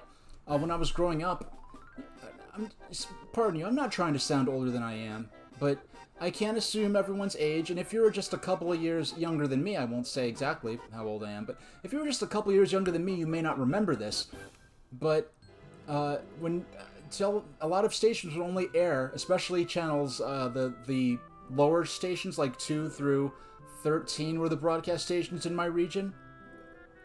They would only broadcast until about 9 or 10 a lot of the time, and once the programming was over, they'd play the national anthem, they'd play the Star Spangled Banner, then they'd cut to a test card all night. There would just be like a single long prolonged beep. It would be like a certain note they would play all night. It was just like beep, and they would show that this image that was an image created to just show that the channel was broadcasting, but that they were not. Oh, here we have the lore of Mario Party 2, by the way. This is my first time playing Mario Party 2 on stream. The first time playing it in HD. Okay, alright, so you know all about test patterns. The last time I remember seeing one was about 97. So, you just turn on, CBS or NBC or ABC late at night, and it would just be a test pattern, an image made so that video engineers, you could tell that the station was still broadcasting, but they weren't broadcasting any television programs. Really, infomercials brought about the end of that, and then later they started, repeating their last few hours of nighttime programming. They would just repeat their primetime programming until about 5 or 6 a.m. This is a fresh Mario Party 2 file. So we are going to start with... Now, this is the first time playing this game on Wii U. I'm used to playing it on the Wii Virtual Console, which I play in standard definition because Wii is an HD system. We play it on... Well, I play it on my my tube television that I got out of my neighbor's trash in 2000, I think. My neighbor was throwing out a perfectly good Sony Trinitron, so I got my little radio flyer and brought it over to my house, and I've had it ever since. So, and it's a great TV, great little CRT, back when CRTs weren't anything special. Yeah. Do I want to hear the rules of the game? Actually, let's hear the rules. Since this is, you know, our first time playing it. If you're not familiar with Mario Party 2, because I haven't watched this in years. If this is I don't think I've seen this in years, not since the 90s, because I never really went through it as a kid. So we have our test characters here. We're gonna play through a board. I think it's a unique map that you can't actually access in the game. Yeah, so it would play a test pattern all night. And, I think the last time I saw test rounds was like, yeah, the infomercials and 24-hour broadcasting really sort of put an end to, yeah, we determined the turn order. I think this is the last Mario Party game. Either this or Mario Party 3 was the last Mario Party game where you could actually, if you had good enough timing, you could hit the block and actually, if you have frame perfect time, you could choose which number you're going to get. And Mario Party 3 or maybe Mario Party 4, it is actually truly based on semi-random number generation, but here it's actually rolls in sequence, and you can't hit and get the number you want if you have good enough hits. Oh, so I know a lot more than you do? Yeah, so the test pattern, it would have different, different little spots on them. The patterns and images were calculated so that a video engineer, a broadcast engineer, would be able to look at the pattern on a given television or on a certain special monitor and be able to calculate whether or not the monitor was displaying the image properly or whether or not the station was broadcasting the image properly. And in the, I think, 40s or 50s, whenever, I think it was the early, there were actually BBC broadcasts in, like, I think the 1930s, believe it or not. And some of these are actually still survive in the form of video recordings. I think his name was John Barrett. Actually did experiments recording television, these early 30-line television broadcasts. The resolution on a modern screen is literally the size of a postage stamp. The resolution is so tiny, and you can barely tell what's happening. In fact, they had to have special makeup that they put on the actors so that people at home could actually see their face properly. This is my first Nintendo stream. Actually, as a matter of fact, it is now that I think of it. Have I just done Nintendo stuff before? What was I streaming before? Oh yeah, well, I've played on Nintendo Switch, but this is the first Nintendo published game, because I was playing Undertale before. I was playing on a Nintendo Switch. This is my first broadcast where I'm playing on a Nintendo system. I'm playing a Nintendo game. Now here, if you're just joining me, this is out slightly off frame is my system that I was playing Sonic the Hedgehog 2 for Game Gear. I was playing a Game Gear game using my childhood cartridge. Now I'm playing Mario Party 2, one of my favorite childhood games on the Nintendo... I call it Nintendo Wii U. The official name of the system is Wii U. Actually, Nintendo Switch is the first Nintendo system since Nintendo GameCube to have the word Nintendo in its official name. If you look at official signage and materials made by Nintendo, they never use the name Nintendo Wii U or Nintendo Wii. And I mean, if you look at Reggie or Iwata or any officials from Nintendo in interviews or during presentations, they never call it Nintendo Wii U. They actually call it Wii or Wii U. So Nintendo Switch is the first system since the Nintendo GameCube to have the name Nintendo as far as home consoles go. The Switch is the first system since GameCube to have the name Nintendo in its official name.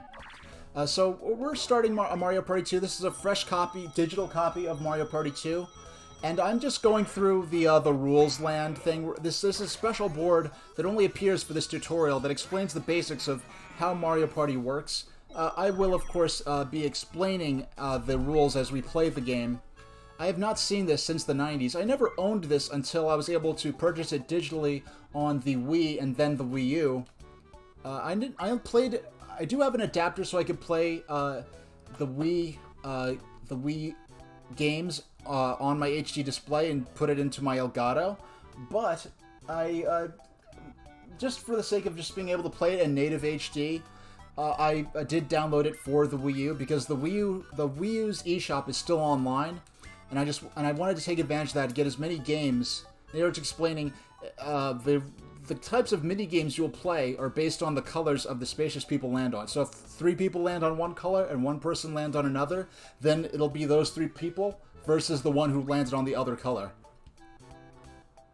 Oh, Paper Mario and Harvest Moon? Yeah, you know, I've never played a Harvest Moon game before. I'm not sure if it would work good for a stream, but I do, I think I have Harvest Moon on my Wii, I was especially interested in getting those Wii U, for the DS games on Virtual Console, because I don't think that I will be surprised if the Nintendo DS games are ever offered or ever made available in digital form for another system, because the Wii U is the last system where you have some sort of a 2-screen setup to be able to play those games with 2 screens. So I'll be able to stream some DS games using the Wii U. I look forward to that. You could pay the Boo to steal coins or stars from other players. Depends on the person for Harvest Moon. I mean, I don't even know if I like Harvest Moon or not. I've never played those games before. And plus, you have to be able to play it in an entertaining way. So yeah, let's just scroll through this because I already know the rules for Mario Party 2. I thought maybe it would be interesting. It would be nice if you could actually. It's interesting that they made this board, this entire map, just to explain the rules and never have it playable. All of the maps in Mario Party 2, well, the maps in Mario Party 1 were themed around the different characters, and this one they're themed around different lands. So there's a pirate land, western land, is sort of an old American Old West theme, space land, science fiction. You're on a space station.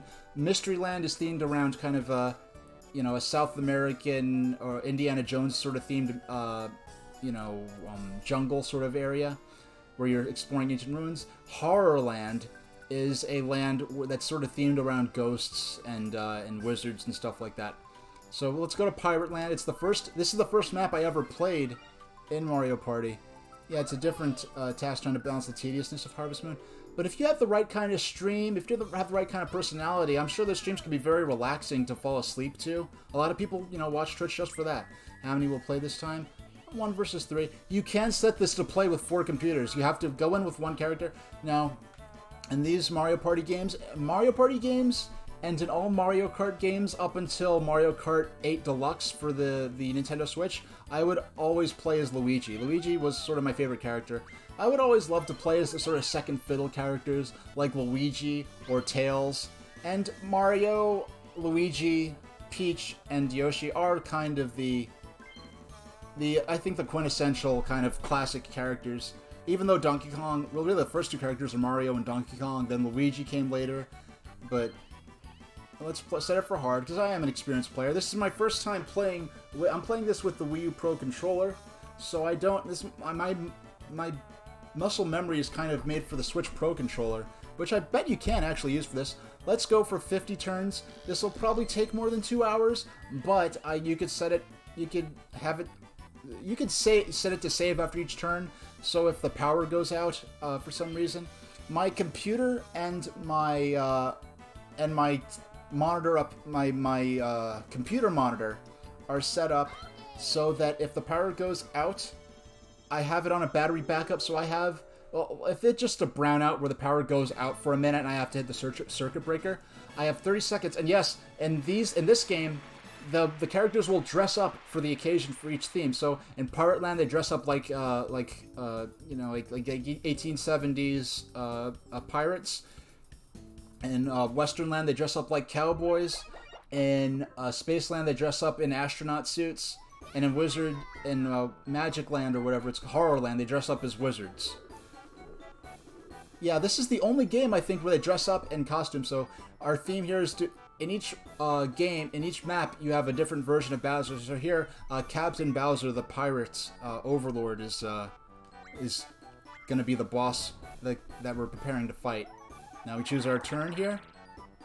Of course I get one. Of course, on my first stream, I roll a 1. Let's see, Peach a second. Now, the idea, I've never played Mario Party with more than one person before. Yes, Forever Alone. Yeah, that's sort of that's me with Mario Party games.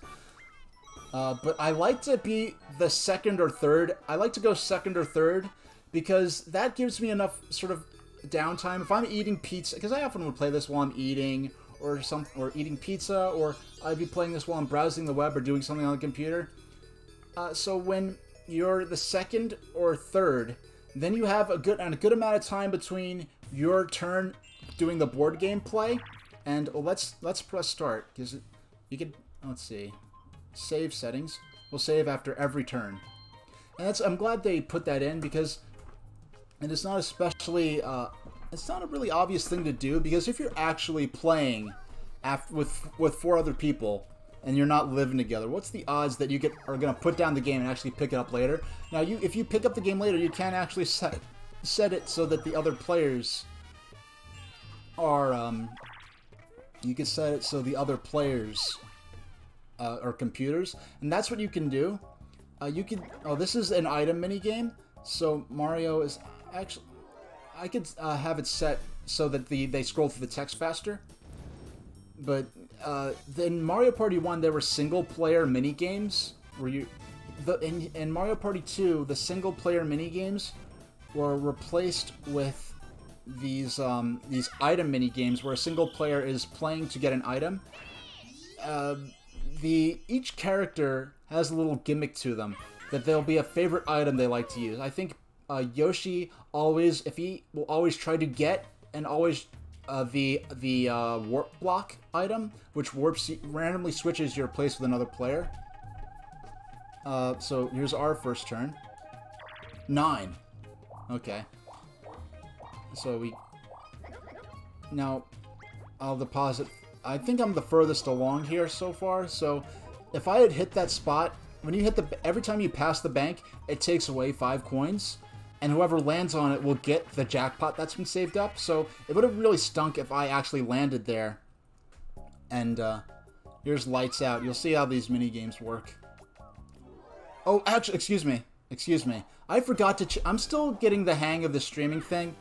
I forgot to change my stream info. So let's do that now. We'll change Mario Party 2. Okay, Mario Party 2 and 64. Then it's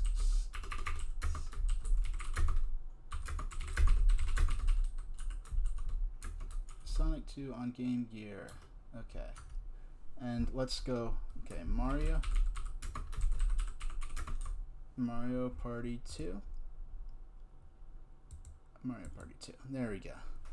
Let me just stretch a bit. I'm getting a lot of leg tingling. I don't know what it is, this curse of streaming, where I've sat in this chair I could sit in this chair for an hour or two and it's fine, but when I'm streaming, all of a sudden my legs want to fall asleep all the time and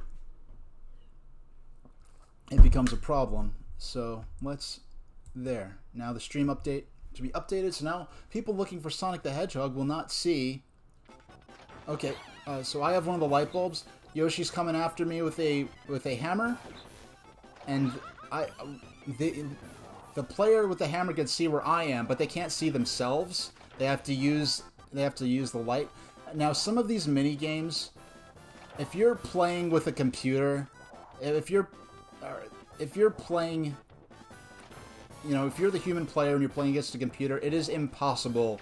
You will basically never lose. This is one of those mini games where if you have the light bulb and the computer player has the... Yeah, it'll get along soon enough. Last time I actually remembered while I was doing my well, I did my break to change the title on the screen. Change the stream title in the category. So 9. So he's gonna get hit up for 5 coins. So it would have sucked if I actually landed there the first turn when nobody passed there yet, because I would have hit the spot, but there was no jackpot to win yet. Now Peach is in first because, well, yeah, in the 1 versus 3 minigames, everybody who is on the winning team, everyone on the winning team will get 10 coins. Now, they really softened up the rules a lot in Mario Party 2. They made it a little less cutthroat. In Mario Party 1, if you didn't win the minigame, not only would you win... you would not only... Okay, this is one of those games I'm going to have to focus on. But if you lost, like in this version, and this minigame also appeared in Mario Party 1, and this game, it's a last man standing affair. Oh, see, my first, that was embarrassing. No, because I'm using the Wii U Pro Controller. Oh, we got a draw, so no one's gonna, at least so I'm not any better or worse off for this. But there's actually a tuft of grass where if you jump at the right time, you will, if you jump when the fire rope is over that spot, then you will never actually lose the mini. You will always hit it properly. Now, excuse me. Okay.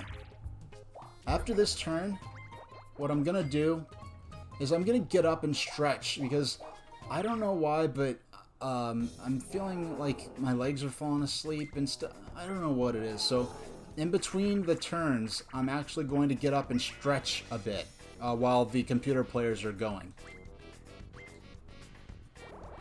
Now, this is the first time I've streamed Wii U, and this is the first time I've streamed a console without doing a test stream of it. I have a secondary account that I use for streaming, and I'll do a quick minute or two stream just to check my audio levels and my camera and my microphone. Okay. Alright. Wow, 10 coins. Buy an item. Let's look at the map, because I wasn't paying attention to where the star is. Now, the star, we're trying to get the most stars. Whoever gets there first to buy it. Now, if you get to Baby Bowser, he's going to take 5 coins from you. If you get to Toad, here's... Okay, I don't need this key to get to that part, so I'm going to buy the mushroom. And now, what I'm gambling here, the mushroom costs 20 coins. So by paying 10 coins for a mushroom, I'm gambling that I'm going to be able to make at least 20 coins. Oh, I should have counted how many spots I had left. So now in this stage, if you hit those question mark spots on the bridge, the cannon will fire and knock you back to the starting point. So when you land on a green spot, green square, it'll randomize whether or not it'll count you as red or blue. In this minigame, you're kind of helpless. You just have to jam A and hope you don't... if you're... They changed... This is a minigame that appeared in the first one. They've changed how this game worked. All I could do is just sit here, and when she grabs me, I just have to jam A. Nearly 90 to 95% of the time, if you get this minigame and you are one of the 3 players that are being captured, you will almost always lose, because the computer players, they suck at pressing A, and plus it's possible to get those clocks, which will add more time. So even if you do manage to get free, I have to... there's nothing I could do at this point. I've lost it. So I'm just gonna stand up here and stretch a bit, and hopefully get the blood flowing a bit. And yeah, like, I don't know, like, it's like to the point where, like, my tongue is numb. It's like, what kind of mess is this? So excuse me if the audio's a bit so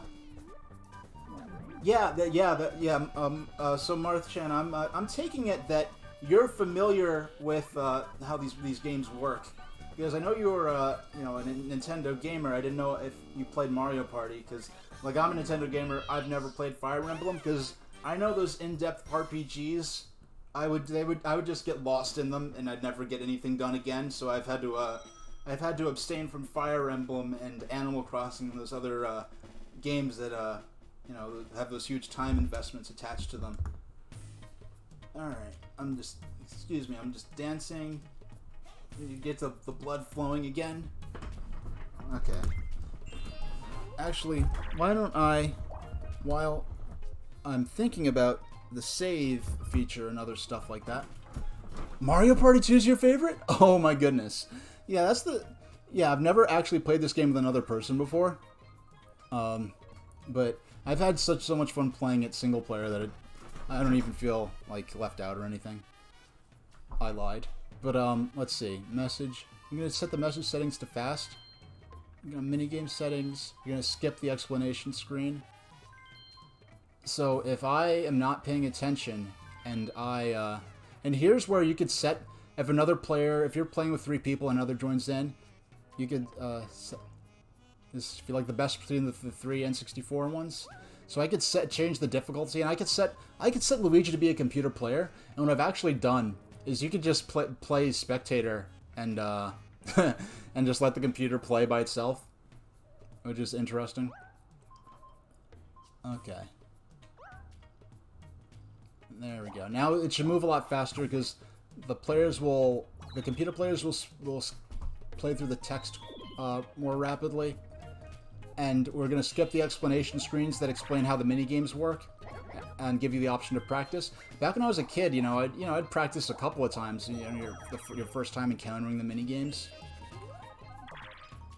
But what is going on now is I'm just going to. Oh, my turn. Now, should I don't think I'm gonna get this first star. So I'm gonna. Oh my goodness. Yeah, I don't think I'm gonna get this first star. So I'm just gonna go ahead and totem pole pound. Yeah, this is one I always used to ace. And mind you, when I say ace, I'm saying against computers, because even on hard mode, there's limitations to how good they do or don't do. In the course of... Yeah, if you're patient enough to pound at the height of your jump... There we go. I messed up a couple of inputs, so I actually normally win by a better margin than that. I've done trials where I did 10 playthroughs of each board, and I set them all to computers playing on hard. I did it on every single board and I took down, the coin payout, how much, because when you look at your main bank, because the bank includes all the coins that were earned in all the modes of the game. So by checking my coin total before and after, you could see how many coins were earned in each playthrough. So I did, I think, 10 playthroughs, all computerized, so it's the computer, so it's as unbiased as possible. There's no human element where maybe I was in a bad mood and playing bad, so I earned fewer coins. I took 10 of each board and determined which board has the average best coin layout, payout. So if you want to fill your bank quickly so you could buy up all the mini games from the minigame tree, I won't say which one was the best, but the one that has... Actually, this is... Oh, I'm gonna lose. I'm definitely gonna lose. Well, they're gonna mess up as we get further along. They're gonna mess up more often. This has the least payout. I guess because there's the least risk involved, so there are fewer opportunities to win coins, perhaps?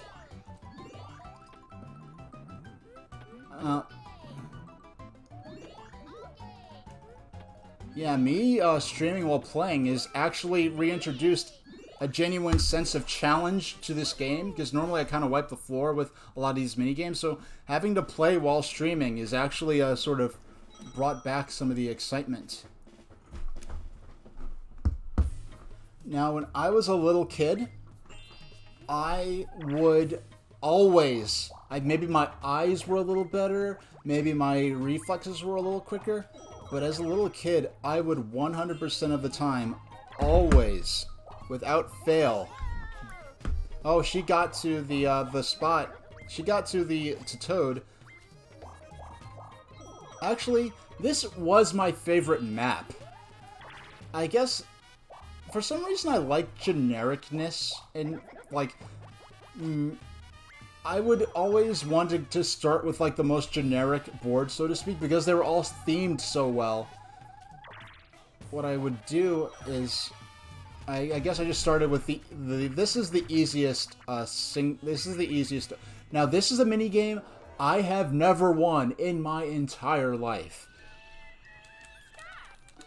You have to press A and B together at the same time, and something about, no matter what controller I'm using, no matter how I'm doing it, I just suck at doing it. I just can't wind them up enough. You have to press A and B simultaneously.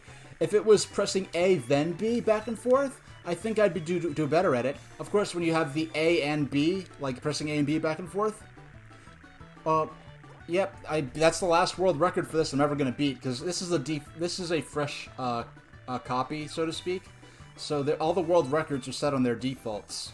So we're going to hear a lot of new record. Yeah, but the way to cheat on this, well, not this game. They probably made it you press them simultaneously to avert this. But on the games where you have to press A and B back and forth, you would take a spoon and put it on the controller and slide the spoon back and forth. Now, Mario Party 2 is the only one of these games that they put Mario Party 2 and 3 on Virtual Console. They never put Mario Party 1 because Mario Party 1 has these mini games where you rotate the stick quickly. And what a lot of people were doing was using the palm of their hand on the stick to rotate it fast. And people were injuring their hands because they'd be doing it so fast and so hard. And especially on the Nintendo 64 with that sharp little plastic joystick without the cushioned rubber of the GameCube and the Wii and other. I did not mean to use that, actually. Yeah, that was Mario Party 1. I just have the worst luck so far. Buy an item. I only have 25. I might as well. I'm going to use, on my next turn, I'm going to use the... Now, I could try to speed ahead past the bridge. I'm going to use my mushroom to increase my chances of being able to get past that bridge. That's what I'm going to do. This mini game. This is one of those mini games that loses you friends, because you get to a point where you know whether you select one or two, whether or not you're going to kick someone out of the game or not. Because the point is you have to take either one or two fruits. You have to take either one or two items. If I take two, I'm guaranteed not to take the honeycomb, because if you get the honeycomb, the bees will come out and you will be eliminated. So Yoshi had to take the honeycomb. And the coins are there to entice you into taking a suboptimal amount. I am not that great with math and probabilities, but I know this was one game that I would, when I bought this from the minigame tree, I would play this, just on my free time. Now, I could choose. I'll take two. And now Mario's going to be out. Now, if I took one, then, then Mario would still be in the game. And depending on whether Mario 1 or 2, whether Mario, let's see. Now we're in real strategic territory. I'm going to take one. She's going to take one. I'm going to take one, and then she's going to probably take two to get the coin. Yep, she went for the bait. Now I'm going to take two. And now she'll be forced to take the honeycomb and lose the game.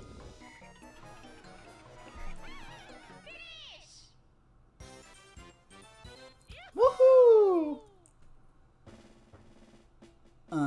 Now but yeah, Mario Party 1 was the rules of Mario Party 1, it was the first Mario Party game, so it was a much more cutthroat sort of take on Mario Party, where in the 4-player minigames, not only would the player who won get 10 coins, the players who lost the minigame, everyone who didn't win the game and get the 10 coins. Oh, we're gonna Bowser Revolution. Okay, it's we're going to be egalitarian and forced to gather. Well, we all have the even number of coins now, so it sucks if you had a lot, but it's great if you have few. I could make certain political commentaries on the on that. Well, the game does it itself by calling it Bowser Revolution, but we'll just keep playing. The only party we'll talk about here is oh, Ash said hi, is hosting me. Yeah, Ash is a pal of mine from the New York gaming scene. Okay, okay, I think this is the second time this happened to me, so we are now... Hey Ash, we're playing Mario Party 2 for the first time. Yeah, this is my first time playing it on the Wii U Virtual Console. Oh, I'm doing great. I had a fantastic and productive day, and now we're playing Mario Party 2 on the Wii U Virtual Console. Earlier, we were playing Sonic the Hedgehog 2 using my childhood copy of the game, and we were talking about how I got that... I first found out about Sonic the Hedgehog 2 when another kid was playing it on the set of a Sudafed commercial that I was in 1992, and I actually played the commercial on stream. I have it right here in my layout. I found the 15-second cut of the commercial, and in that commercial I'm in the background, but in the longer 30-second cut of the commercial, I am actually the star of the commercial. It's a commercial about, oh, when you have sinus congestion, you can't be drowsy, so you have to take Sudafed because it doesn't make you drowsy. And it's a teacher in a kindergarten classroom or a pre-K classroom, and one of the kids runs over and grabs a pair of scissors, and the teacher has to run and stop him before he hurts himself. So, oh, the stream be propping off for real? Oh, thanks, Swift Pro. I try to deliver. So in the commercial, a kid runs and gets the scissors, and it's about how the teacher took Sudafed so she wasn't drowsy, so when she had to act quickly to protect the kid from hurting themselves with the scissors, they were able to grab it.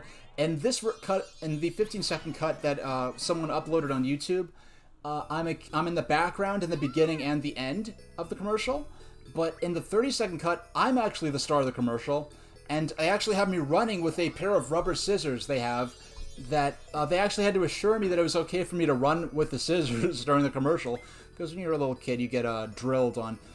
Now, how this game works, if you don't know, I don't think I could see that, I don't know if it's because this is in HD now. Well, I mean, the game is, obviously, but because it's on an HD console, the spots for the spaces you land on and some of the polygonal objects jitter a bit when the screen scrolls in that cutscene. But when I play it on the Wii, which is a standard def native system, I never noticed that screen jitter before. So I wonder if that's a wouldn't coffee reduce drowsiness too? I don't know what happens if you mix. Well, you don't want to take you don't want to take an upper and a downer, right? You want to just just have either not. You don't want to get because you're already sick. So you don't want to have to take a medicine that makes you drowsy and the coffee that that hypes you back up again. So I guess the simplest solution is to take the Sudafed. I remember there's other Sudafed commercials. It was with animated characters, and it would be Medicine Head should have taken Sudafed.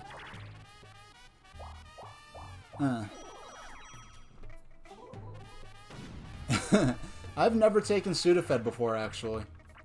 Oh yeah, but a kid on set had the Game Gear with Sonic 2, so I asked my parents for it, and they got me the game. And the game is so doggone hard that I never actually got past I never beat the first boss of the game as a kid. Okay. Now, what I love is that playing this game and streaming actually has brought back the difficulty for this game for me. Because I haven't played this in a few months anyway. Because I go through about cycles where I don't play it for 6 months, then I play it a lot for a week, then I leave it alone for another 6 or 7 months. Any other commercials? More than I can count. The reason I remember that commercial so much is because that's a commercial where we filmed it in I lived in Queens. This commercial work took place in in Brooklyn or Queens and in Manhattan especially. And this commercial was filming in upstate New York, and it was actually my first time going to upstate New York. Because I'm a little kid, so the world to me was New York, and then going far away was going to Nassau County, maybe, on Long Island, which is, directly east of Queens and Brooklyn. Queens and Brooklyn, and you go and east of there, you run into Nassau County in Long Island. So learning that there was, well, I knew about the world, but just going someplace other than, in this one, in Mario Party 1, there were situations where Bowser would steal stars from you. They got rid of that in this version. They actually have it so that you cannot win. You cannot lose stars. There's only one situation where you can lose stars. It's very specific, and it very rarely happens. And it's only in the final boss it's only on the final map of this game. Where do I enjoy bubble tea? It's called boba tea. I have never had bubble tea before, actually. I need to try it sometime, I was about to make a slightly off-color joke, but instead we'll just say I've never had bubble tea before. I forgot. I missed whatever her last. Oh, I got it right. Either that or I was paying attention subliminally. A, B, left, up, A, B, up. A, B, up, left. A, B... Oh, I hit B. I guess my timing was off. I mean, I look at the controller for reassurance, but it's Nintendo, so it always has... It's what I call ZABY. X, A, B, Y in clockwise order. Whereas the Sega Dreamcast and the Xbox controllers have it Y, B, A, X. Or Y-backs. I have never had bubble tea before. And, I'm not in the New York area anymore, so they're not. I don't think. So I was gonna say they're not. So when you're not in the city, there are not as many places to get anything. But especially right now with a lot of things being shut down, so I can't. Did say there are fewer places that sell bubble tea, but what that means is that there are fewer places that advertise it with a big obvious sign where I notice that they're selling bubble tea. Because if a place that I go to has... Oh, okay. I have to... Okay. Oh, I'm not used to... I'm used to... This is the first time I'm playing on the Wii U Virtual Console, because I downloaded a lot of games on the Wii U Virtual Console. I never actually played them before, so I'm not used to ZL and ZR triggering the menu. Because on the Wii, you can only trigger the menu by pressing the home button. So what is bubble tea like? What are the little bubble things actually made of? And wasn't there... I know years ago when I first heard of bubble tea and I searched for it, on the Wikipedia page for bubble tea, there was some section that was explaining that there was some kind of scandal or something where a lot of... or certain kinds of bubble tea from certain sources contained some kind of chemical in it that was, like, not suitable for human consumption. And I guess that was what the balls were made out of? Like, what are the balls like? I thought those were, like, seeds or something? Like, do they, like, dissolve in your mouth or something? I don't even know what the seeds are for or what they do.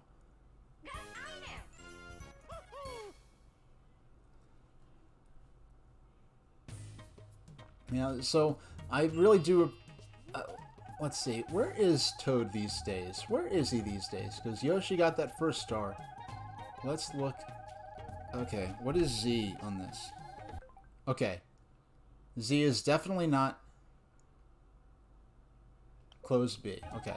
I need to figure out which button Z is. What button is... Okay, that's start. Okay. Okay, the right bumper. Or trigger, rather. Well, on the Xbox controller, they call it a bumper. Here, okay, Mario's probably going to get that. But he has enough coins. I'm just going to go Alright, here I don't really mind getting sent back, because I'm still in the running for the Happening Star. They're bonus stars at the end of this gameplay. And, well, at the end of the board. Milk tea with boba. I'll probably get one today. I don't know anything. I don't know what boba is, so... Oh, excuse me. Yeah, it's called boba tea here on the West Coast. I have never... I'm going to tell you something. This may be a little embarrassing. I have not been further... In my entire life, I have not been further west than Ohio. I have not been further south than Florida. And outside of that, I think the furthest north I've ever been was when I went to England. Actually, I was in England 5 years ago this week. I was in England visiting the Bluebell Railway. If you watched Thomas the Tank Engine back in the early 90s, you may be familiar with the Bluebell Railway, because that's where Stepney the Bluebell engine is from. But the Bluebell Railway isn't just from Thomas. It is an actual real place. And I went there in 2015. I was blessed to spend a week there. And they could not get enough of me. I had an awesome time with the, it was my first time riding steam trains. It was on the Bluebell Railway. It is a Victorian, it is a steam-operated branch line in England that uses real steam locomotives and coaches, or carriages as they're often called there, from the oldest coach I rode in, the oldest train car I rode in was from the 1880s, I think. The newest passenger cars they have there are from the 50s and 60s. Now, the hilarious thing, I love British steam. Do you enjoy afternoon tea when you were there? I did not have a proper afternoon tea. I did not have tea as a meal there. I was too busy riding the train, so I'd have a big breakfast. English breakfast is so awesome. I had one. You have a plate of English breakfast. You will, mind you, my main activity was riding trains all day, so I wasn't. Well, I did actually walk the length of. There was a special event where they closed the railway for a few hours, and you and a bunch of. Well, they were building. They have all these carriages, or these passenger cars, or coaches, or carriages as they're called there, and they're out in the open. Well, what happened was in the 40s, 50s, 60s, 70s, as these old coaches are being retired, the railroads, or railway as they're called there, they would sell off these passenger cars, and they'd be used as tool sheds or chicken coops or just yard sheds. Oh, I won the jackpot. How about that? So, I may not have any stars yet, but I'm in the running for the star for getting the most coins. They would use these old coaches as sheds and stuff in people's yards. Okay, this is a game where I have to pay attention, because I could very easily.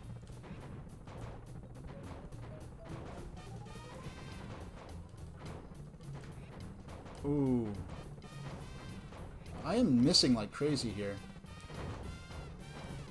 I forgot how to strafe. Okay. Straight, shot, loud shot. Z is to fix aim. Okay.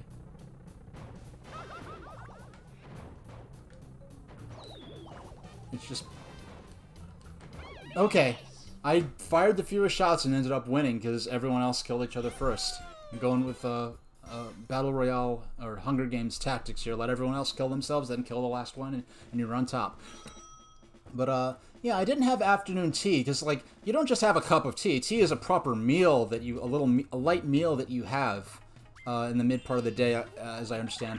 They did have, no, but as I was going on, they have, so you have these old coaches that are being used as gardens, and when people don't need them anymore, or they will call one of these preserved railways, these old branch lines that got closed down because they,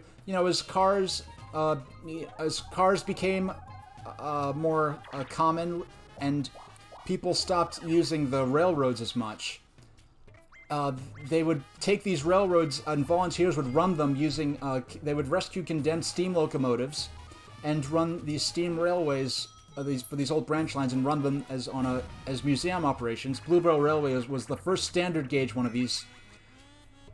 And, and, oh boy. Okay. Okay. It's B is to... And jump P...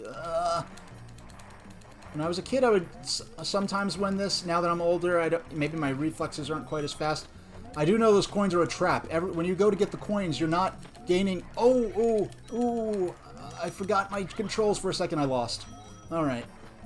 You know, F in the chat for Luigi. He got ghosted.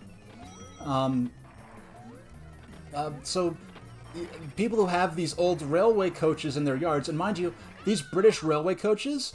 They're not, like, you're thinking probably a 70-foot, like, Amtrak coach or something like that. Some of these coaches were only, like, maybe 30 feet long, some of them. Some of these coaches were literally just sort of, like, almost the size of little stage coaches with train wheels on them. And they would come like, hey, I have this old coach in my garden, or my yard, or garden as they call it there. Come get it for me. So they'd collect these unused passenger cars, and over the course of years, volunteers restore them. But they have so many coaches on the Bluebell Railway that are waiting to be restored, and they only have so much shed space. So they're building a carriage shed, and on this carriage shed, well, they needed the funds to build it, to get the coaches that haven't been restored yet, because they're just sitting out in the rain and the wind and the snow, getting and they're further deteriorating, and you get to a point where the wood is so rotten that they can't save the coach anymore, and they have to break it up, unfortunately. So they had a fundraiser for a carriage shed, and before I left, this is several months in advance, I donated 100 US. I think I donated 100 pounds. I forgot what that translates to. Okay, all right. View map. Let's see how close I am to... Okay, there's... Because if the... Oh, the star's down there, so I don't want to use... Don't pass. We're gonna go... Yay, and we didn't get the happening spot, so we're in the running to get a star right now. Sky Pilots, Destruction Duet. I believe all I do with this is just spam the B button to continuously punch the idol. And I don't remember ever... Now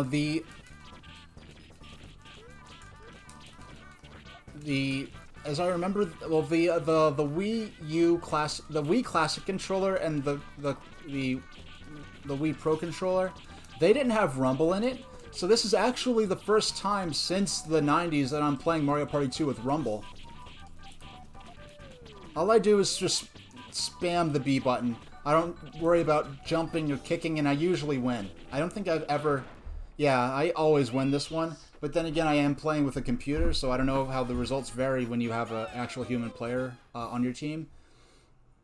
So, as a fundraiser to build this shed to shelter the coaches that are awaiting restoration, I donated... They had a drive, and if you participated in this fundraiser, there would be a special day that was during the week I was there, where they would close the railway for a few hours, and they let you walk along the track.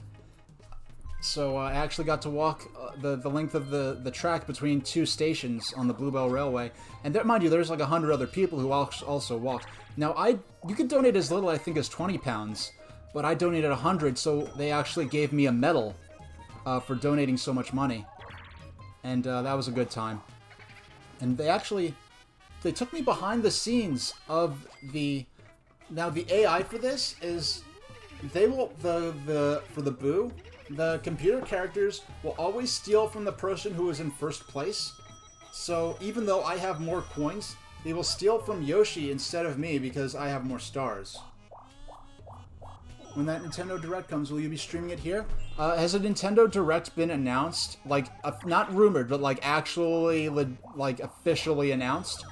Because this is the first time that I've had the equipment to do a live reaction. And... Actually, I don't know. I don't have a whole lot of... I think I might do... If Nintendo does a Nintendo Direct or any other sort of event that worth reacting to, I think I will probably do that as a pre-recorded video. I'm out. It's up to you now, Mario.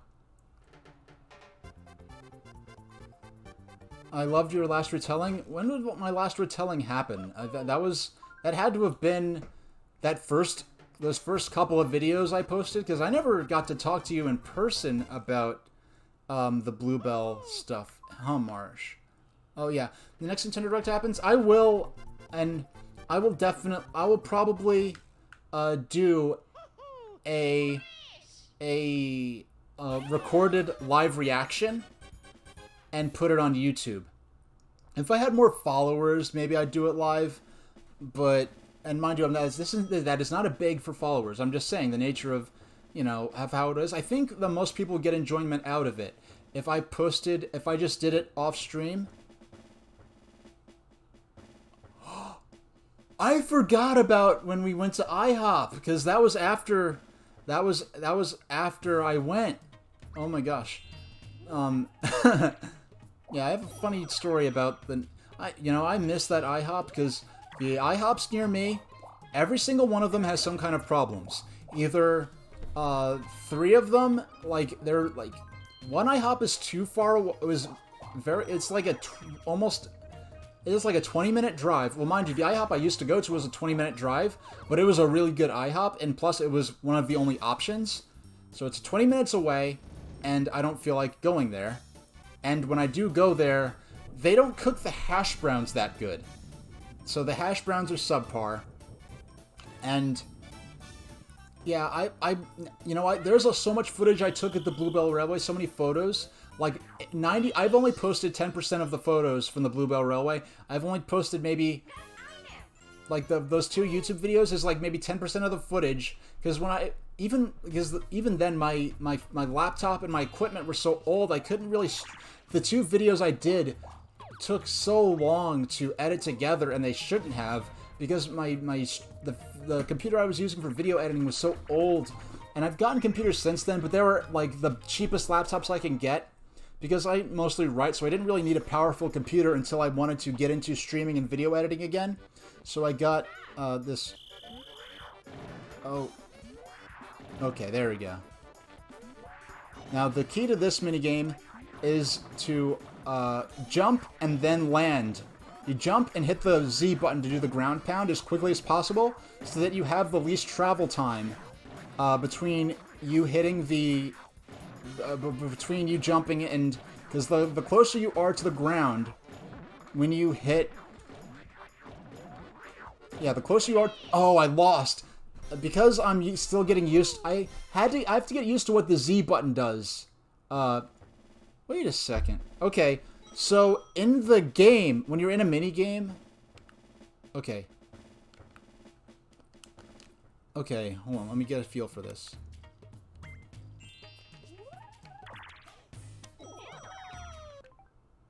Okay, it's ZR that brings you to the system menu. It's the Z trigger actually acts as the Z button. The ZL trigger acts as the Z button. Yeah. Yeah, so I never got to edit together all the footage I had. Because it took... I really even suffered through making the 2 videos I did and post the photos I did for the benefit of the people who volunteer at the Bluebell Railway. Because they were they were so blown away. I remember, okay, the first day, I get there that afternoon. I got there about halfway through their schedule, of running trains. And I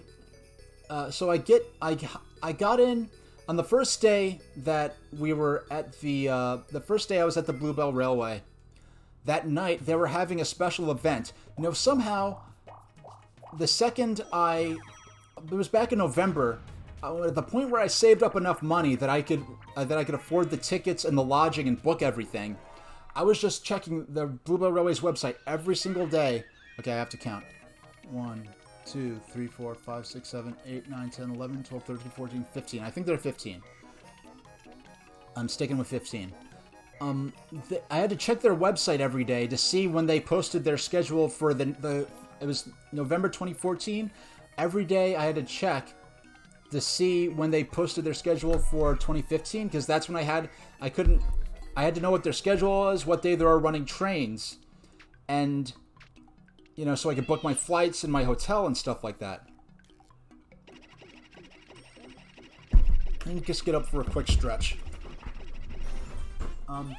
So, as I was waiting for the morning, I got up and they posted the new schedule for next year. I was like, oh shoot, it's time.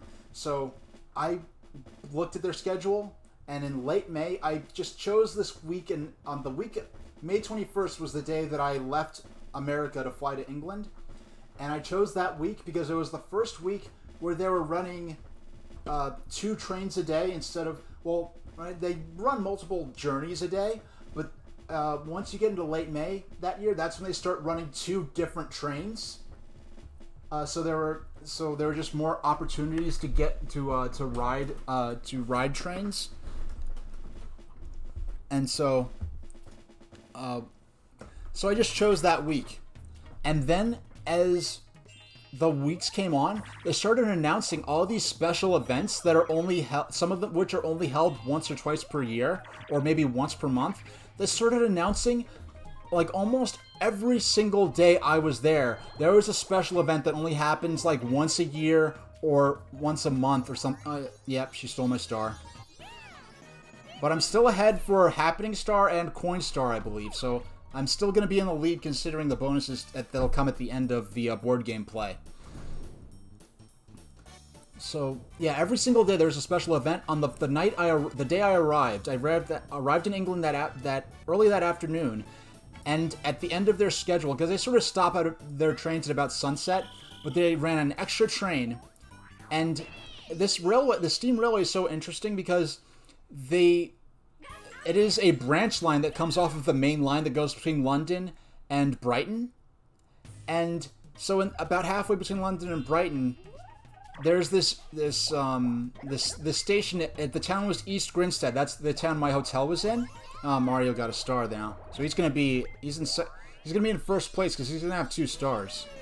So it's gonna get a bit more of a lead that's a little more difficult to overcome at this point. Oh, now the star is up there.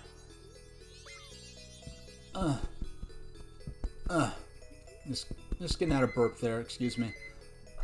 That's my timer to remind me to get up and stretch a bit. Actually, I didn't set my timer on my phone, so let me set it for an hour, because now we have about an hour. Let's advance the game a bit so that the game will play itself. I'm just gonna get up while the game plays. I'm just gonna get up and stretch a little bit. So excuse me. I'm not gonna talk now because my microphone is aimed at the chair.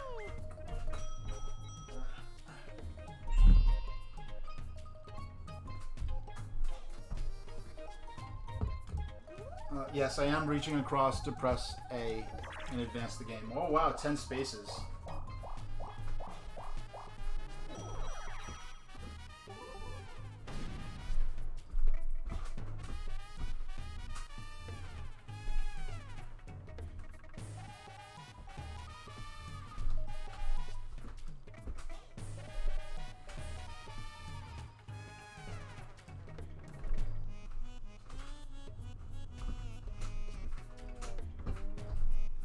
Alright, that's enough stretching. Alright, here I am again. Alright. Yeah, everybody, we're back. Just gotta,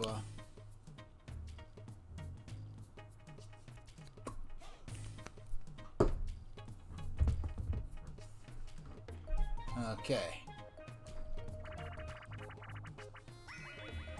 This is the first time. I'm surprised how well you can see. I'm looking at my broadcast software. I'm surprised how well you could actually see the game screen on the gamepad there.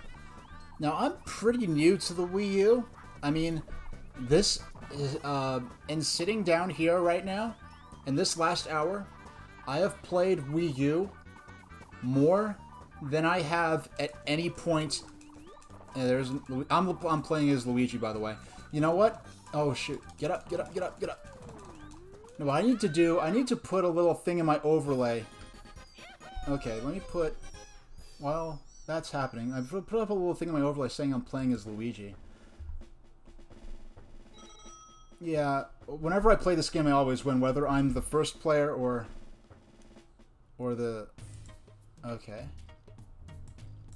Let's finish saving.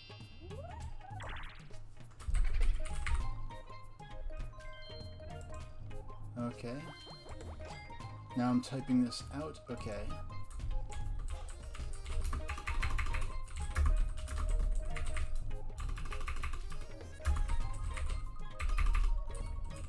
Playing as Luigi.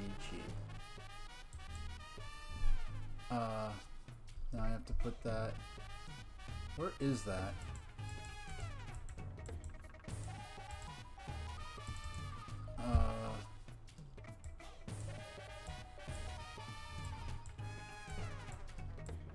Okay, I see it.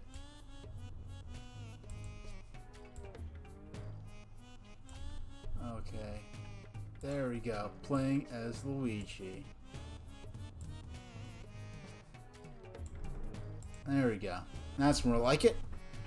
Oh, I'm getting mugged.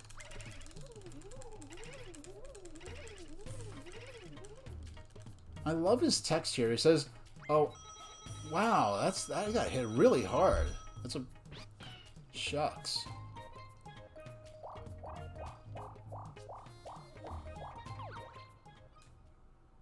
Now, if I don't think Yoshi had more than 50 coins, because if he had more than 50 coins, he would have went for one of Mario's stars. And if when he goes after one of Mario's stars, then that would have left me in a better position. You know, because now this is one of the basically the beginners game board here. Well, there are two one-star game boards. This is one of them. This is probably the more simplistic of the two. Well, actually, Western Land's just a straight circuit. But I remember when I first downloaded this on the Wii Virtual Console, and I think 2007 this came out on the Wii Virtual Console. I just remember being shocked by, do I plan to stream all the Mario Party games at some point? I don't have all the Mario Party games. This is the only Mario Party game I own, except for Mario Party Advance. Now that's a very... I do actually follow Mario Party Advance as a... Oh, no. I want to see the map. Where am I? Okay, Okay, I'm good. Actually, why don't I use my item now? Mario Party Advance is really the definite black sheep in the Mario Party family. Apparently, even from I haven't seen much Mario Party gameplay on DS or 3DS. Oh right, I can have a chance to get my item back. I can basically get whatever item I want right now. I have my eye on something. If you pay attention, this mini game is a giveaway. You can just get whatever you want. This is basically just giving you whatever item you choose to go after, whatever item you want.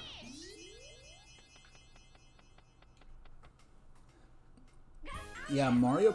Yeah, I did not play the DS or 3DS. Well, Mario Party DS I just wasn't that interested in. By the time 3DS came around, I was interested when they announced Mario Party Island Tour. I think is the first one for DS. I think there are two of them on 3DS. When the first Mario Party on 3DS came out, I was really excited. But then there was no online, you know.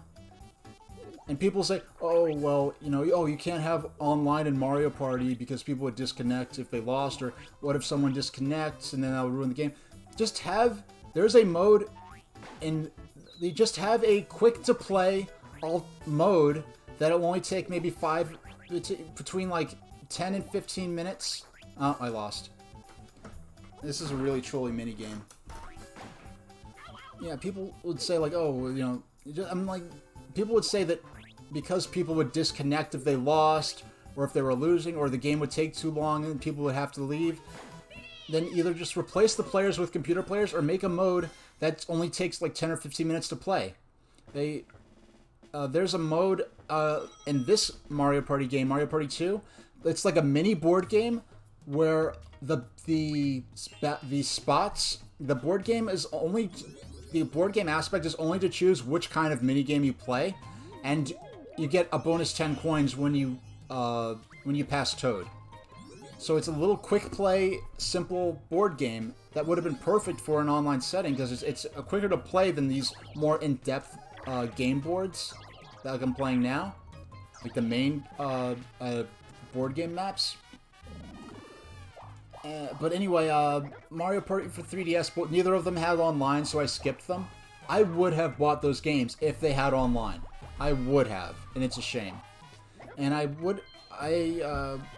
Nintendo Switch Online, I would have Nintendo Switch Online if only Block Fort was a map in Mario Kart 8 Deluxe. If the Mario Kart 8 Deluxe was a map if Block Fort was a battle map in Mario Kart 8 Deluxe, I would pay $100 a year, like easily, for it to play Block Fort Online in Mario Kart Battle Mode. Block Fort's my favorite, and they just chose not to have it. But anyway, I was getting Mario Party games. Yeah, maybe I'll stream Mario Party 3. I only rented once. I didn't like it that much. I only have Mario Party. No, excuse me. I said I only have Mario Party 2. I have Mario Party 2 for Virtual Console on. Here we go. I have Mario Party 2 for Virtual Console. My first, well, actually, our second star, the only star we have right now, because dumb old Yoshi stole one. Yeah, the last Mario Party, last Mario Kart that Block Fort appeared in was Mario Kart DS, which I do have on the Wii U, so we'll be able to stream it sometime. But Mario Kart DS never, well, it's not, the Nintendo Wi-Fi connection features have been disconnected. Well, Nintendo Wi-Fi connection for DS and Wii was shut down anyway, and then the battle mode was never available for online play in Mario Kart DS anyway. I don't know what's going on. I have this great gaming chair that I've had for like a year, and for some reason I just have this jinx where when I'm streaming I don't know if it's something about I wasn't paying attention there. I have to go for the clock now. This is my only chance. If I get the clock, I've got this in the bat. Okay, I've got this now. I just have to pay attention and press A rapidly enough to get a good hold on them. For some reason, when I stream, I get... Maybe it's because... I don't know, maybe I move around more often when I'm writing or doing video editing work or something like that. But something about when I'm streaming, I get like tingly legs very quickly, sometimes tingly arms. And my first few streams, I put a gel car seat on the on top of the cushion, on top of the cushioning on my gaming chair. And I expecting that to like make it more comfortable to sit for a while. And for some reason that made it worse. Like my last stream was the first stream where I felt like reasonably comfortable and I wasn't like trying to, avoid, where I couldn't feel my fingers almost, where I like couldn't feel my doggone tongue, and all kinds of scary symptoms were happening. That reminds me, I am at least keeping hydrated. I've been good with that. I tried to activate one of those chat bots to remind me, but the one I tried to set hasn't worked so far. Sit back a bit. Yeah, I'm not off screen there. I could do that. Yeah, something about only while I'm streaming, I just have these. You know what? Maybe it's, I don't know. I can't say. I'll figure it out. Or something. Let's steal coins from... Well, let's view the map. Because I want to... If Mario's close to the next... If Mario's right up to the next star, then I want to steal coins from him. Yoshi's going to get the next star if things stay as they are. So, and actually, what I would do, I'd use the B button if I'm counting, oh, I'm 5 spaces away, I'd use that B button where it says the B icon where it says back and go 1, 2, 3, 4, and just sort of use that as my targeting reticule. Yeah, let's steal coins from Yoshi, and hopefully impede him from being able to afford that star.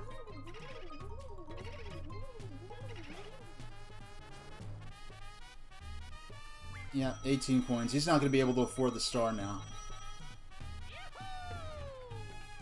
Now I'm shaking a bit.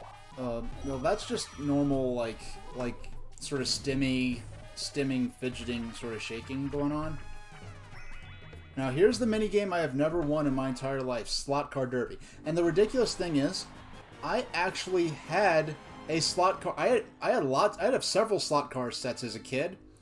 And I would let me focus. I had several slot car sets as a kid, and I had a lot of fun with them. And yet they were all like compatible, so you could make it one big set. Because I had a big basement growing up. Not in Queens. We moved away from Queens. We moved away from New York City for a while, and we had a huge basement to set up slot cars and model trains and stuff like that. Oh, wow. This is as best as I've ever done in my entire life. Did I win? How did I? Since this released in 2000. Well, this was in Mario Party 1. Since Mario Party 1 in 1999, my entire, since 1999, so 20 years pretty much, I have played that minigame hundreds of times in the minigame maps and in the single player, like story mode where you go through all the minigames in sequence. I have never, no matter how much I practiced and grinded and tried, I have never once beat that minigame. I remember planning for the stream and thinking, oh man, it's too bad I'm not going to be able to play, the single player minigame challenge, because Slot Car Derby is one of the earliest tracks. It's one of the earlier minigames you play, and I never got through the rest of minigame challenge in Mario Party 2 because I can't get past Slot Car Derby. And my first time even attempting it in at least half a year, first time playing it with the Wii U Pro Controller, something about the analog stick, or it would be the left one, something about the analog stick somehow, or maybe because I'm playing, or because I have people cheering for me, my viewers are cheering for something about that, or maybe it's the positive memory of sharing my childhood slot car sets. Maybe that put me in the zone. Somehow I beat that minigame for the first time ever. It's to the point where if I'm I'm planning my strategy for the coming... he wouldn't have... Well, I mean, you don't know how the RNG or about how the computer player would have acted, but I don't know if winning or losing minigames affects that. But not only did I take away enough coins that Yoshi couldn't have gotten to the... he's probably going to steal... Okay. Okay, stole the coin. Not for me, fortunately. Yeah, somehow... Yeah, not only would he not have been able to afford it, but he also... he didn't even get to go there because... he ended up hitting the happening spot on the bridge. Uh-oh. Okay, Baby Bowser is going to turn into Bowser at the end of this turn. Okay, let's take a look at where Baby Bowser is right now. Oh, he's nearby, too. Okay. We're going to use our mushroom and try to get as far away from him as we can. Oh. I'm so used to having... I'm so used to having a mushroom that as my item that I forgot that I was holding the dueling glove. So, we'll see how he rolls. What dice he rolls. Wahaha, I'm the pirate of all pirates, Captain Bowser. I like they spell Captain like Captain Crunch cereal. What is Captain Crunch cereal even supposed to be? It's just little pieces of stuff. Like, what is Captain Crunch? Like Fruit Loops, they're loops. Golden grams, okay, they're little graham cracker pieces. Like, what about Captain Crunch has to do with the theming of being or just little indescribable gold piece? Now, mind you, Captain Crunch is one of my favorite cereals. You do have to eat it quickly or else it goes soggy. Now, there is another cereal called Quisp that you either have to order it online, they only make it in limited batches, but something about the packaging and Quisp cereal, the package, it's a cereal from like the 1960s, and it has the exact same packaging from the 1960s. They only make it in oh, I'm gonna lose all my coins. Why did you have to? You couldn't have gotten one fewer coin. Oh my gosh. Couldn't have gotten one fewer. Yeah, but Quisp, it is the same flavor as Captain Crunch, but it is way crunchier. It is so crunchy that it takes like it effectively does not get soggy in milk when you eat Quisp. And like, it's this weird cereal, is by Quaker, and the packaging is not changed since like probably the 1960s. And it has this, and it's like an outer space theme cereal, and like the mascot is this creepy little alien, little Martian guy. And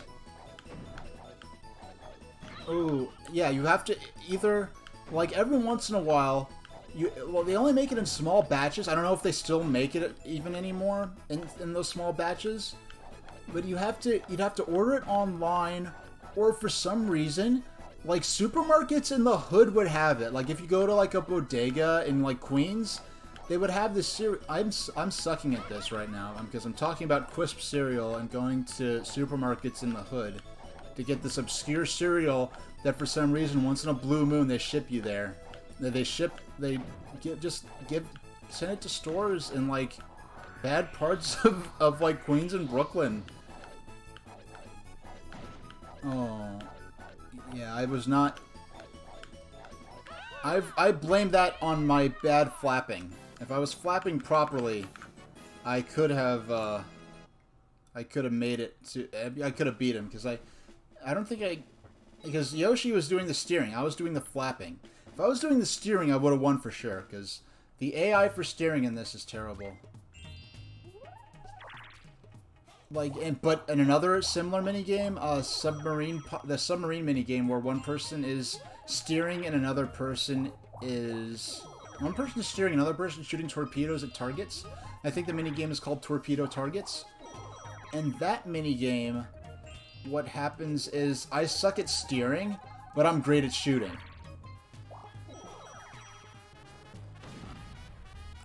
You know, while it's low stakes, actually, you can't when you duel someone, you can't bet more coins than you actually have. But it's a relatively low stakes position. Let's see if I get more amazing luck and I'm actually able to not place. If I don't place last in this, I will consider that a victory. So if any of the computer characters don't, like, you know, if I beat even one of the computer characters, no. But look at the margin between me and the computer characters. I just am not doing this right somehow. I do not understand. If you had, like, you know, if you had to press, like, if it was like the dueling minigame in Horrorland, where you had to, you know, hit the, oh, okay. If you had to hit the coins in a certain sequence. I want to give a quick shout out to my Wii U here. I want to draw attention to it for a moment because to acknowledge I was gifted this Wii U by one of my YouTube viewers back in May 2014. I'll never forget this. I was not in a position where I could responsibly afford a Wii U, and it was really kind of lame because I'd spent the last year a lot. Who's at the... Okay, UPS is here. Okay. Alright. Okay, it's just UPS. One of the other people who lives here is going to get that. It's probably not for me. Sorry, I have a, you know, no, that totally, I'm sorry, like, my heart is pounding, you know, just, you know, gotta get back in the game. You know, what was I talking about? If anyone remembers, what was I talking about? Oh yeah, the Wii U. I cannot have response. Oh yeah, I'd spent like since they announced the Wii U, I'd spent like a year and a half. Well, like since they announced that there was going to be a new Nintendo system leading up into E3 2011. Yeah, because Wii U was announced. It was announced that they were going to show the new Nintendo system in the months before E3 2011, which was in June. Because E3 used to be in May back until 2006 was the last E3 where it was held in May. It was held in very early May, because I remember the Nintendo DS, which was E3 2004. I knew about E3 each year, but E3 2004 was the first one where I was counting down the days until E3, because they were going to show the DS. And we knew nothing about the DS except for it would be some kind of handheld gaming system that had 2 screens. They didn't even officially announce the touchscreen or the microphone or the Wi-Fi. They didn't announce any of that until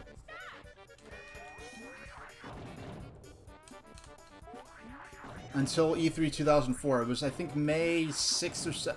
It was the first week of, this the second week of May in 2004. They held E3 that year. Oh wow! Because I was distracted. I don't mind being I don't mind, because now that challenge is actually genuinely back for me. Now that I'm distracted by the stream and talking, I'm getting out in the woods about E3. But basically, from July, let's say May, from June 2011 until November 2012, when the Wii U actually launched, I was hyping this system up. I was responding to all the news, all the rumors. I was defending it from people who were saying it was going to be a flop. It did end up flopping. I'd like to make a whole series of YouTube videos about that, about, you know, the whole Wii U flopping and why it flopped and why it was, you know, it was a great little system. The problem, I think, was that Nintendo didn't know what to do with this gamepad right here. They built the system around the gamepad, and aside from, like, Nintendo Land, Game & Wario, maybe Star Fox Zero, which you could argue how well how well the Star Fox Zero used the gamepad. Perhaps it used it too much. Aside from a handful of games, there were very few games that couldn't use the gamepad to its full extent. And I think well, I won't get into that. But the Wii U came out. I could not responsibly afford one. I said as much. And I didn't. And so it's like I spent a year. I was one of the Wii U's biggest evangelists in the lead up to its release. And you didn't want a Wii U at first? Well, can you blame Nintendo? They didn't do a good job of explaining what made the Wii U unique as a system. Okay, let's look at the map, because I did not really pay attention to what's going on in terms of... Okay, the next star is pretty much mine. Don't pass. Okay, good. Yeah, the next... Unless someone uses a magic lamp to warp there, I pretty much got the next star in the bag. And then someone's going to use a gold mushroom and pass me, or something crazy like that. But you only bought a Wii U because your Wii died? I fear my Wii dying, because I have hundreds of dollars of Virtual Console games and unique games that were on the Wii eShop that were never released on anything other than the Wii U eShop. Because, like, if there's a game that was Wii... Oh my gosh, that was not because I was talking while playing. That was just bad luck, because Peach happened to clip me off of the island. Because I very rarely,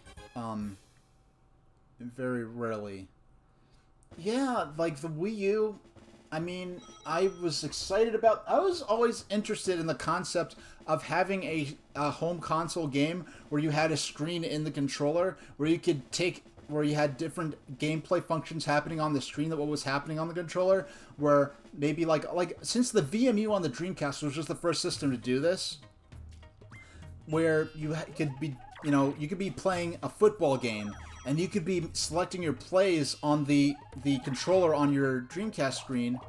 Do I like Switch more than the Wii U? Yes. I mean, I really regret that Wii U did not end up using the... Wii U didn't use the dual screen setup to its full potential. If it had done that, no way. No. Oh, okay. All right. I thought that was a happening spot for a second. And I was good. Okay, this is a battle minigame. I often cried watching the Wii U.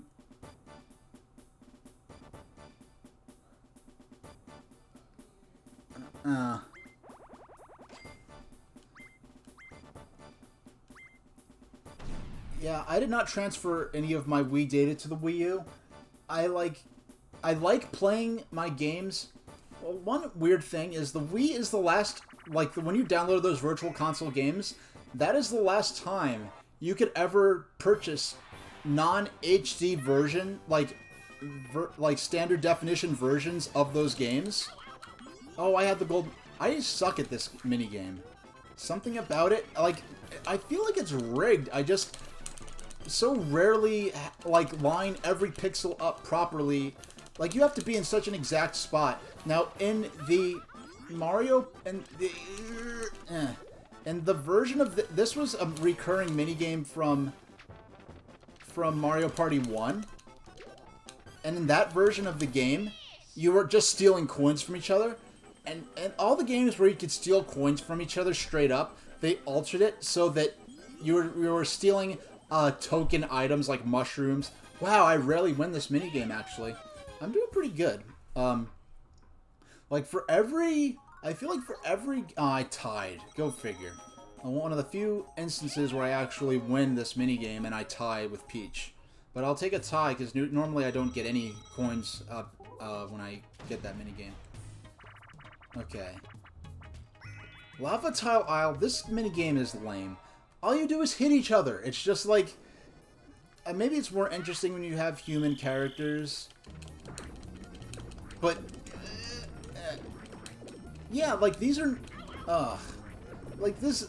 yeah, you can be good at the game and not lose. But... no, I was... by the time Switch came out, I was able to afford Nintendo Switch.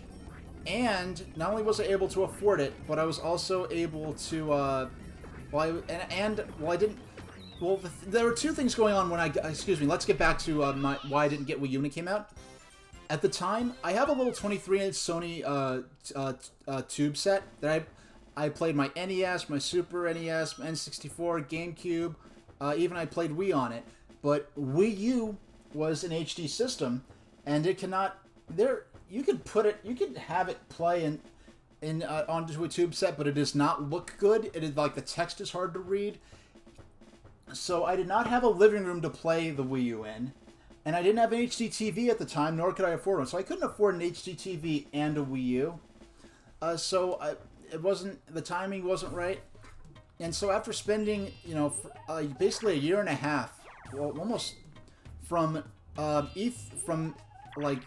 June 2011 to November 2013. I'd spent all that time covering Wii U news and rumors and defending it from the haters and defending it from fanboys. After all of that, I could not afford the system, and I could not afford a TV to play it on. So I did not have a Wii U at launch. I did attend the launch party for it at Nintendo World, but I did not actually buy it. And so one of my viewers, one day, they just decided, hey, give me your address, I'm going to send you a Wii U. And I didn't respond. I was like, no way, they're going to... I'm not going to give my address to some random... And it was, the person who did it was one of my YouTube viewers. It wasn't even someone that I had... Oh, no. Oh, no. Oh, no. I don't have enough coins. I just assumed I'd have enough coins. Or maybe I did at the time. But because I lost that last minigame, I don't have enough coins, so we're just gonna have to live with it. Let's see, let's let's view the map and examine our options. Because we're not playing with other human players, we have all the time in the world to actually look at the map and plan. Let's see who's Mario's gonna come and get this next. So if I were to, let's see, 1, 2, 3, 4, 5. Okay, 1, 2, 3, 4, 5. I'm gonna land on a Bowser space, and I'm probably gonna lose the rest of the coins I have. If I landed one space further, I'd be back here towards the beginning, and I'd be in a relatively okay position to head towards whatever part of the board I wanted. If I was one space further, I'd have a chance to, after Mario gets one of the spots that Toad can go to is over here, I think. But because, or I think it's either there or there, but either way, there's a chance Toad could end up warping down there. Because I'd landed a Bowser space here, what I'm gonna do is I'm gonna pass. Every time, whatever I pay, whoever goes next has to pay that many coins. So if we're playing oh yeah, we are playing. So I'm going to. I don't have a whole lot of coins. If I had a lot of coins, I'd pay a high fee, and then whoever came after me who wanted to follow, if there was a coin that were a star that we're racing for, they'd have to actually choose to pay that much. I could potentially lock people out of taking that path, but... Alright, so now that I didn't even check to see where I was going, because it could have ended up landing me at a Bowser space, but I just knew that I was going to land at a Bowser space if I took the map, if I took the lower route. I didn't even have enough coins to pay the entry fee. Okay, Crazy Cutters. This game I'm going to have to focus on, because this game is skill-based. It's the easiest one. Okay. The controller is vibrating like crazy.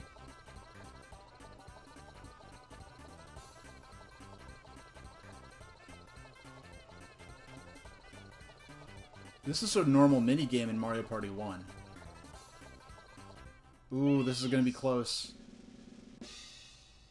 Oh, I win. I win.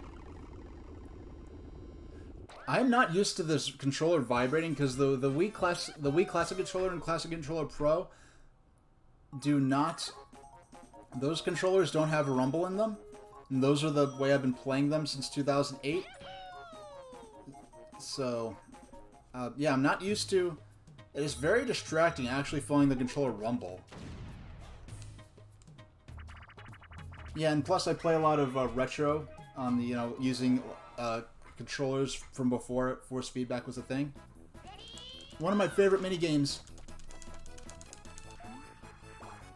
Yeah, now that why did they put the butthole on the penguins in this? Like, if you look at the back, there's a little X where the butthole goes. And I'm like, why did you... Who thought making this... Okay, we have a bobsled game. Okay, bobsled, ice, right? So let's have penguins. Penguins are associated with ice. Oh, we're making the penguin. Let's make sure we have the butthole on the penguin. Who decided to do that? And then, I'm impressed that when they were localizing this, they didn't, like, censor that out and just make it white. They actually put the penguin's butthole in the game. I said the word butthole more times than I planned to today. That's for sure.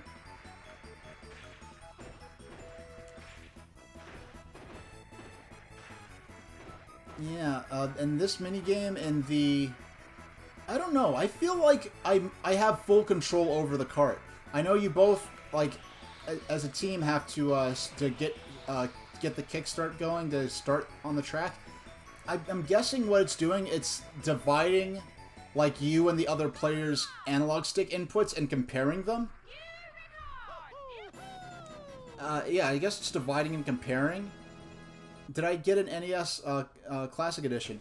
I do have one. I did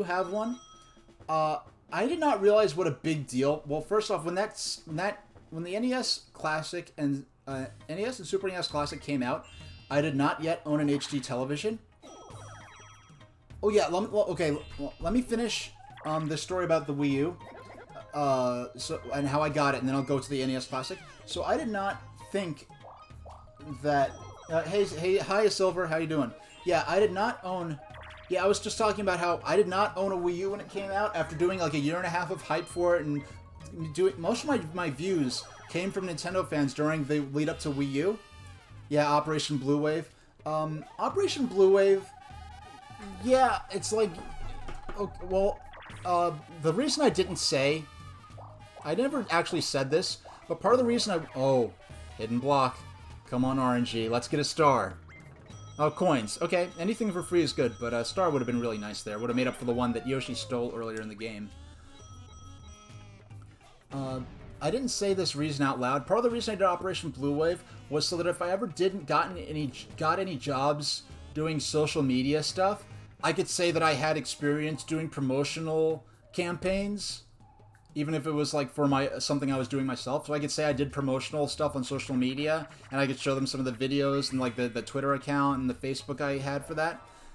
But part of the reason I did Operation Blue Wave was because I'm not gonna win probably. These giveaway ones, you have to nail those ones, but as we get further along, I had a feeling that they could end up being... Well, what happened was, with the Wii. The Wii came out, people bought... The initial wave of Wii purchasers were hardcore... Well, let's just say, for the purpose, traditional gamers. The traditional people who you'd expect to buy video games. They bought Wii, and they got it for games like Twilight Princess, Excite Truck, and other traditional games. And then once... Okay, one more. Come on. I lost. And then once it became a hit with casual gamers, the Wii got this reputation of being a casual-only system that experienced gamers or hobbyist gamers weren't playing Nintendo anymore, and that Nintendo wasn't catering to them anymore. So we got this reputation that no one except for grandmas and soccer moms playing Wii Sports and Wii Fit were playing Wii. And the Wii launched off the back of people playing those traditional games like Twilight Princess, the Mario games, the Zelda games, and Metroid, the traditional Nintendo franchises. So, I wanted to... Well, I had a sense that, maybe lightning won't strike twice. Maybe Wii U will end up flopping. And maybe... And if it... I wanted there to be some kind of concrete proof that from the very beginning, hobbyist gamers, traditional gamers, hardcore gamers, were on board and excited for the new Nintendo system. That's one of the reasons why I wanted to do Operation Blue Wave, because if you look at it really objectively, I was basically trying to do Nintendo's job for them. You could make the case that I was doing more hype for Wii U than Nintendo was doing. They had so many mixed messages, lack of communication, unclear communication, confusing branding, confusing commercials. I'm going to make a YouTube video about this. Going into E3 2011, there were rumors going around that about Project Cafe, about the new Nintendo, that Nintendo was going to announce the successor to Wii, a new HD console that would be the successor to Wii. They did a very simple press release. They said, "No, Nintendo will reveal the successor to Wii at E3 2011." And okay, hold on. 1, 2, 3, 4, 5, 6, 7, 8, 9, 10, 11, 12, 13, 14, 15, 16, 18, 19, 20, 21. I think they're 21. Yeah, there is a... Oh, I'm glad you could put up with that potato quality on those Operation Blue Wave era videos. Because I was, even at the time, the camera I had was not the best. And forget about the microphone. But anyway, I wanted... yeah, a lot of... So when we go into E3 2011, and we have Nintendo at E3... There was a press release beforehand. Nintendo will reveal the console that will succeed the Wii. So all these people went to Nintendo World to see the E3 press conference, waiting to see the new Nintendo system. And you were there, Silver. They reveal, so we're all there. Oh, the new Nintendo system. It's gonna. What are the graphics gonna be like? What games will be announced? What will the unique new features be? And so they reveal the system, Wii U. They announced the name. They announced the name, then they showed the controller, then they showed the concept trailer for how the controller would work. And as they're showing that trailer, I hear people around me saying, oh, it's not a real new system, it's just a new controller for the Wii. And maybe I pay a bit more attention to this because I have a background in writing, and, you know, I'm paying attention to the wording. They said, oh, there's going to be a new system. So I'm expecting a new system. And throughout the E3 2011 presentation, before, during, and after the Wii U reveal, Reggie, Iwata, the EA people, all the people on stage, Nintendo, during that press conference, referred to Wii U as a, quote, new console, new platform, and new system, a total of 30 different times. Alright? 30 different times.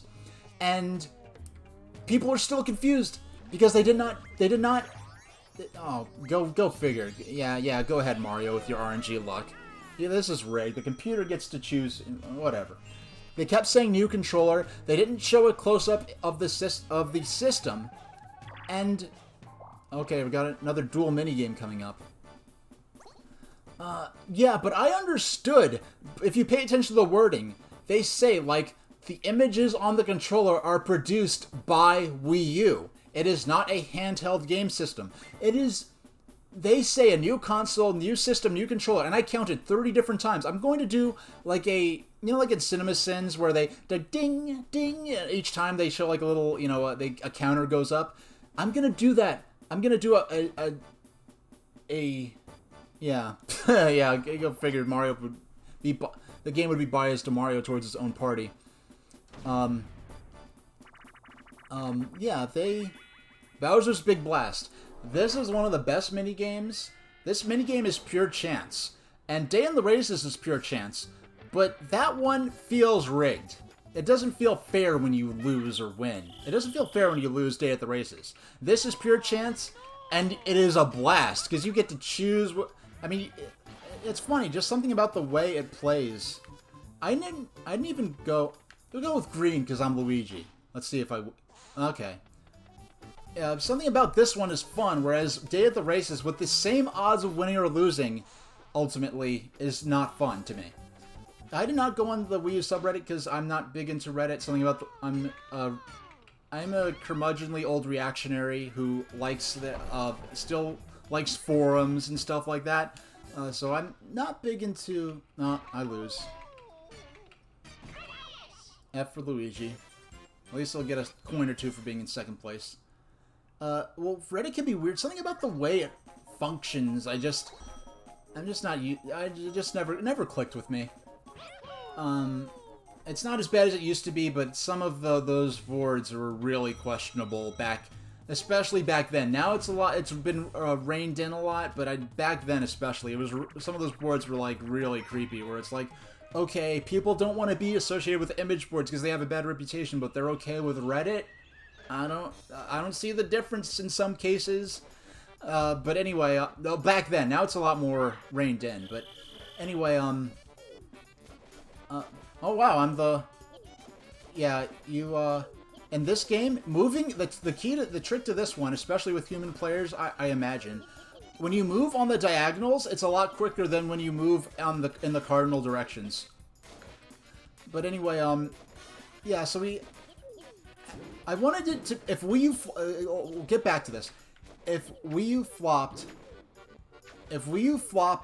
or if it just had a reputation as a casual system, I wanted to be there some kind of proof in the form of these videos and the social media campaign that from the beginning, Nintendo fans and hobbyist gamers were passionate and excited about this system. So I'm glad I did that, because ultimately, in a sense, I'm doing Nintendo's job for them. But this is, yeah, now, how do I got this Wii U? Someone felt, one of my viewers, I forgot their name. I went back and, because I shouted them out in the video, they one day sent me like a private message on YouTube back when that was a thing, saying, "Hey, give me your address. I want to send you. I got you a Wii U. I want to send it to you."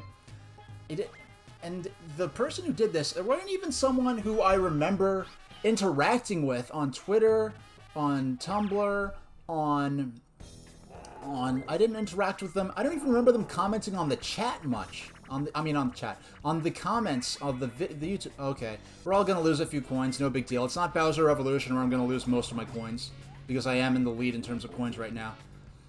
I'm a shoo-in for the coin star. Yeah, it was someone I don't even remember interacting with. It's like, oh, give me your address. I want to send you a Wii U. I didn't respond. I just sort of ignored it, and I was like, no way. They're gonna, especially with some of the trolls I had back then. I'm gonna make videos about that. I'm like, no way. You're gonna send me a dead bird or something. I'm not gonna give you my address. And so I told someone I know about it, and they're like, should I steal? When I was a little kid, I used to play morally and not steal stars for whatever reason. I mean, you're not playing with other people, and they're always going to steal a star if they can anyway, so you might as well. Because, yeah, morals. Who's gotten all moral on us all of a sudden? Moral old Charlie Brown's too, silly old Charlie Brown's too moral to throw a beanball. Oh, I should have checked the map, because I am right. If I don't win this minigame, okay. Yoshi has 10 coins. If he wins this minigame, he is going to have 20 coins and can buy the star. If he loses, he is going to have too few coins to actually buy the star. Morals in Mario Party. Oh, that's probably the most cutthroat thing I've ever heard you say, Marth-chan. Yeah, if this was a 2v2 minigame, and I was, partnered with, if I was partnered with Yoshi, I would deliberately lose. I would deliberately lose and make Yoshi lose, so that he couldn't have enough coins.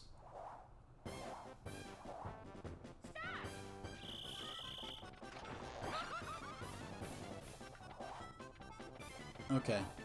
Just have to make sure. Okay, it's up to me now. I have to make sure.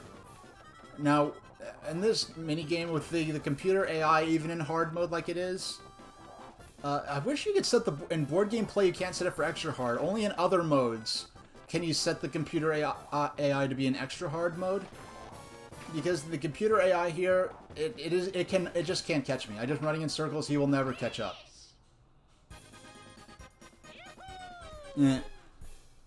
Yeah, that's right. Who would have heard? But now, getting back to the Wii U.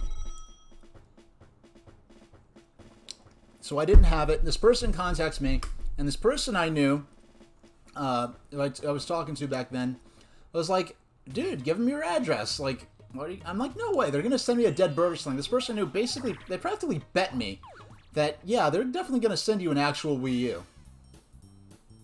Okay, the magic lamp is up for grabs here. So that's an item that's potentially game-changing. I'm going to, you know what?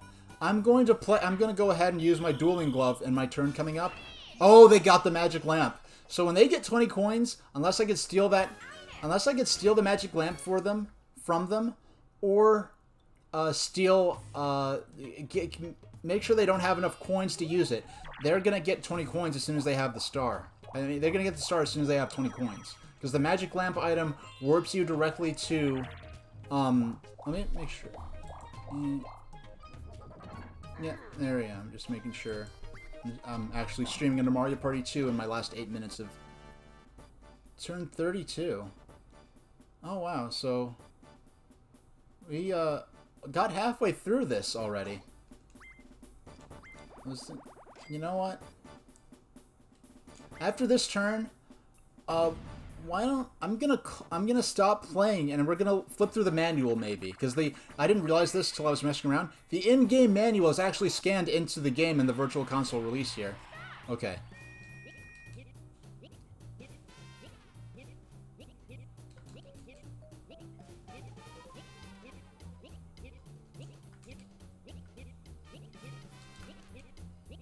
Okay, Yoshi's out. That's just as we want. We want him to have as few coins as possible so he can't use that magic lamp. At this point, I don't care who else gets bombed as long as it's not me. Now, the butthole thing to do is to hold on to this as long as you can. Okay. I'm really good at this minigame. I'm really good at the timing for grabbing and throwing the bomb. Yeah, after this turn, now this doesn't count. This is a dual minigame. This is the end of the turn. But after this turn, after the minigame is over in this upcoming turn, I'll stop it, and we'll read the manual maybe for a few minutes. So I'm like, no way, he's gonna send me a dead. Oh, I got enough coins to get the star. I did not expect to have enough coins at this point to actually get the star. Ooh, yeah, we're definitely saving up for this turn coming up. It's a good place to end it. End the gameplay, but we do have a few more minutes. Who knows, maybe... Oh, and the next star is right in my path. This could be a major turnaround, because I had a lot of coins a lot of the time, but I was not doing that well in terms of... Yoshi has 0 coins. Okay, this is good. I like how things are turning out right now. Bowl over. This is minigame. You don't have too much control over your outcome. Now, what I'm gonna do, the key thing here. He gets to bowl with 2 different shells, so you try to go as far away from the other characters as possible. So at least one of us is left. If we were in a room full of people, are like, okay, you go to the left, you go to the right. But in Mario Party 1, you only get to bowl with 1 shell, but whoever you hit, the character pins you hit, you steal some coins from them. So, yeah, I'll get through the story sooner or later of how I got this dog on Wii U. You're like, no way, he's gonna send me a dead bird or something like that. Especially with the trolls I would get back then. The Nintendo haters or people who didn't like the way I looked or whatever. I remember this one troll I had. One of the meanest troll... This guy, he would send... Like, in one video, he was responding to me like... He sent a message... He responded, if you ever come within 10 feet of me, I'm calling the police. I'm like, who the hell are you? That's the first swear word I've used. I'm like, who the heck are you? I don't know who you are. I don't like you. I don't care about you. All I do is ignore you. And you're like, if you ever come within 10 feet of me, I'm calling the police. I'm like, dude, you're not that special. I don't care who you are. I don't know where you live. I'm not coming within 10 feet of you. And if I did, I don't know what you look like. So. And then that same troll, there was one, at one point I reviewed a My Little Pony episode as part of, and I don't even like My Little Pony or care about it, but like it was one of the early Friendship is Magic episodes. I did a 40-minute review of it for a race relations in the media project where you had to do a project based on a children's show. And I'm like, hey, there's a My Little Pony. This is before season 2 of Friendship is Magic even came out. And I was like, hey, I think there's an episode of My Little Pony that has a race relations allegory with Sakura the zebra, so maybe I'll do an episode based on that. And so I did a review of it for the school project, and I tore that episode to shreds. They were, bless them, they're just trying to write a kid's show episode, and they didn't know that the show would be that big a deal and whatever. But so I just made an episode about how they didn't handle the concept well in that episode. Oh, wait. This is the part where I'm supposed to... Yes, Okay, let's go into the menu here. Let's go into the manual. ZL. Yeah, let's read the manual some. And so anyway, I gave this My Little Pony episode a terrible review, and this same troll has been harassing me and making really some of the meanest personal remarks I ever had, sort of like this weird podcast that's a whole other story. And he's like, oh, you man-childs, you reviewed a My Little Pony episode, you're a grown man. And then he actually watched what I said and realized I gave it a bad review, and then he went back and deleted the comment. It's like, after all the mean things you've said to me, you made fun of me for reviewing a My Little Pony episode, then you actually watched the review, realized I gave it a bad review, and then you took it back. And then you took it back. So it's like, after all these troll comments where you don't care anything about reality or yeah, but it was the standard kid show stuff. But in terms of being an Aesop in terms of being a message teaching kids about prejudice being bad, they handled it very poorly. They didn't. They didn't mean to. I mean, it was an honest mistake. They just didn't handle it well. That's all. And then, so I just made an episode, review. Okay. So anyway, after all those troll comments, he sees that one and decides, oh, he gave it a bad review. So I better take back my comment about him being a man-child for watching My Little Pony, because at least he gave it that one episode a bad review. But anyway, I thought that he's going to, I thought he was going to send me a dead bird or something. Someone basically dared me to,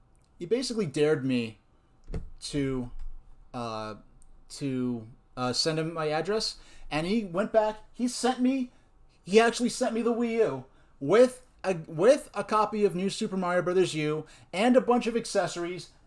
And the Pro Controller. He included the Pro Controller.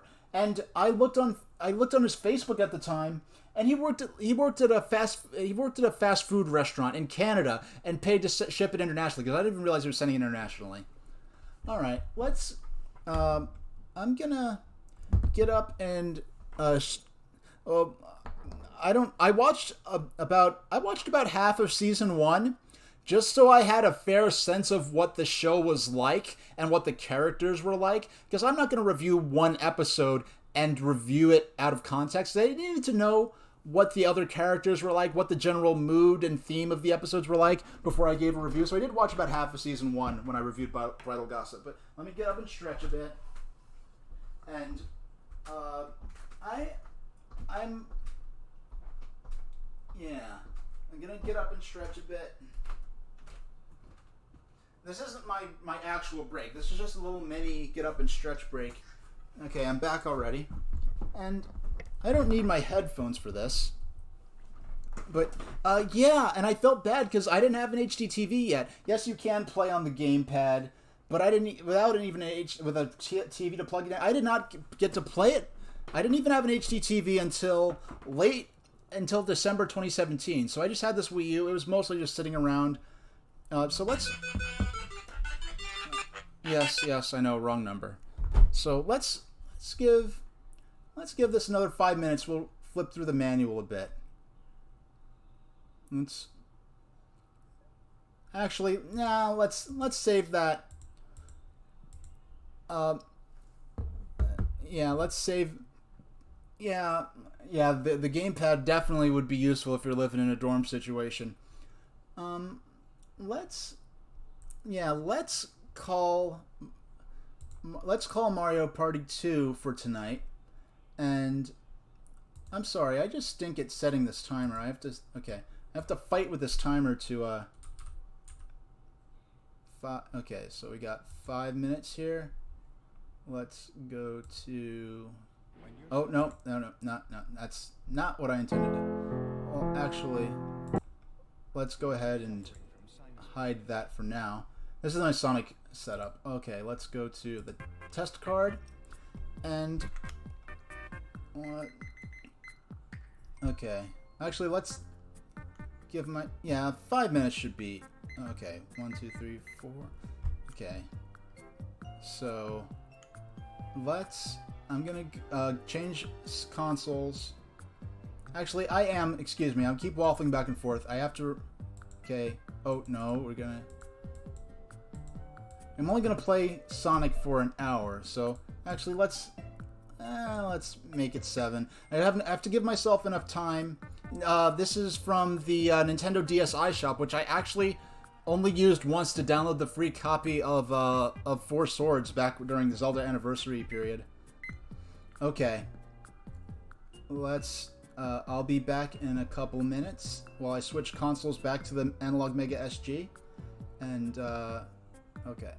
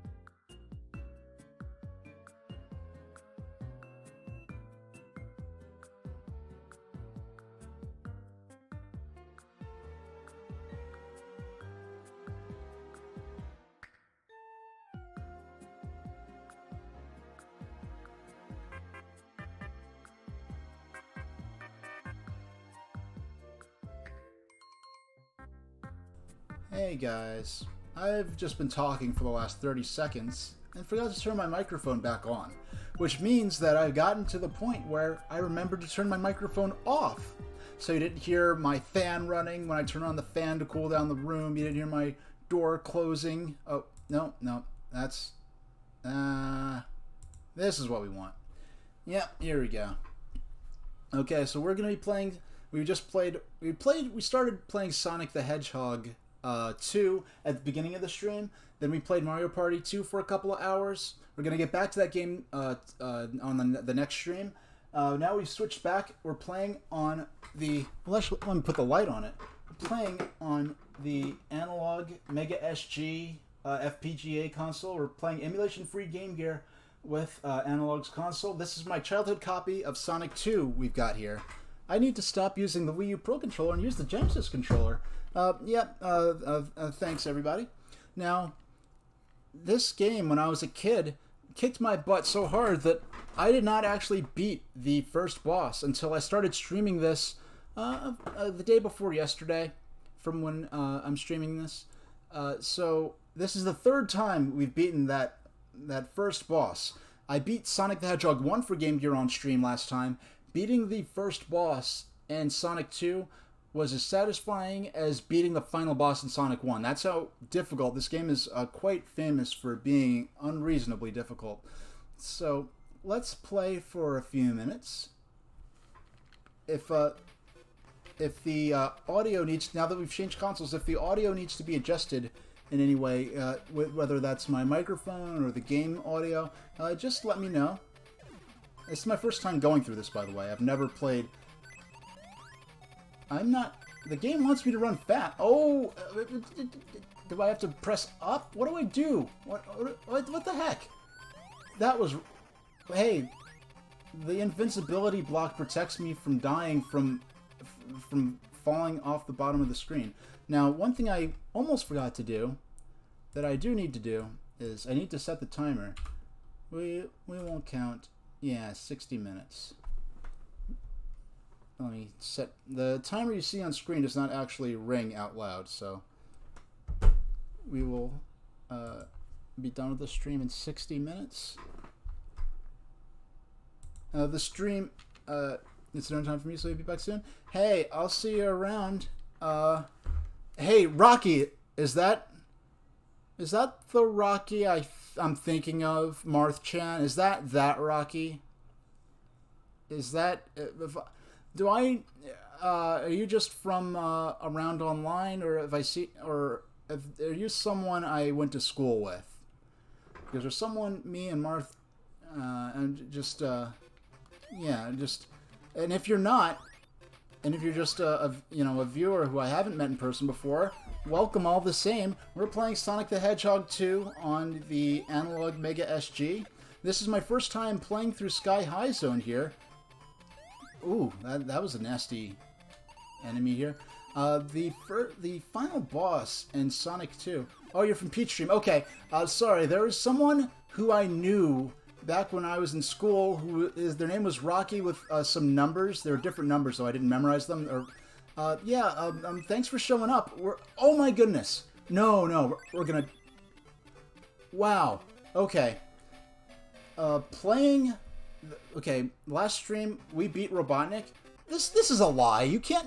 Tails is not in the game. Tails has been captured by Robotnik. They show in the opening cutscene, they literally show you Tails being captured by Robotnik. So I don't know what they're getting at showing Tails in these opening these splash screens. Look at this. This is a total leap of faith. You just have to jump and guess there's a platform there. Now, this game was made with the Master System in mind, and then they had to adapt with the screen crunch for the Game Gear screen. Now, the funny thing about this game, I actually got this I got this in '92 because my parents... Well, I grew up in New York City. I did a lot of commercials when I was a little kid, and we did one... I grew up in New York City. We did this one shoot where we... Oh, he just falls. He just falls. What am I supposed to do? How do you operate the hang glider? He doesn't even have a license to operate a hang glider. No wonder he fell straight down like that. hopefully, you know, I really, that's really tough. I'm so sorry, Rocky. You know, I really don't, this is my first, I never even heard of Analog, well, I heard of Analog, because, you know, they had done the FPGA NES. Well, the first one wasn't even FPGA, they just flat out gutted some Famicom parts. Oh my goodness. This is ridiculous. How am I supposed to use that hang glider? I'm just going to try tapping up rapidly next time I get it. If I survive, that is. But anyway, the video quality is really good. Thank you. You know, you won't... This is my first time doing any live streaming or broadcasting stuff these last couple of weeks. And I've been told... I'm just tapping up. I'm tapping up. Nothing's happening. How? Nothing's... What the butt is that? Oh, come on. Oh, that is ridiculous. Now, I've been told that... Now, what I heard, the warnings I always would get, is that, you know, never stream on Wi-Fi. Never stream on Wi-Fi. I'm streaming on Wi-Fi. I did a test stream on Wi-Fi just to see how bad it would get. And the guinea pig, this is on a burner account that, you know, isn't easy to find. Because I do little test streams that are only a few moments long. A minute or two long. Or maybe the longest one I did was 15 minutes. Just to test my equipment out before I went live for real on my real channel here. And they were like, oh, the stream is working fine. I'm like, really? I didn't intend for it to be. I intended to see how bad it was. I really didn't expect it to go well, but apparently the walls in my house are really Wi-Fi friendly, and I've been streaming on Wi-Fi. This is my fourth stream, and yeah, this is my fourth stream. And I've been told my video quality is very good. Now, oh yeah, that's what I was getting at. Yeah, I was a little kid in 1992. Oh, let me address. You know, I hope at some point someone eventually is gonna have to.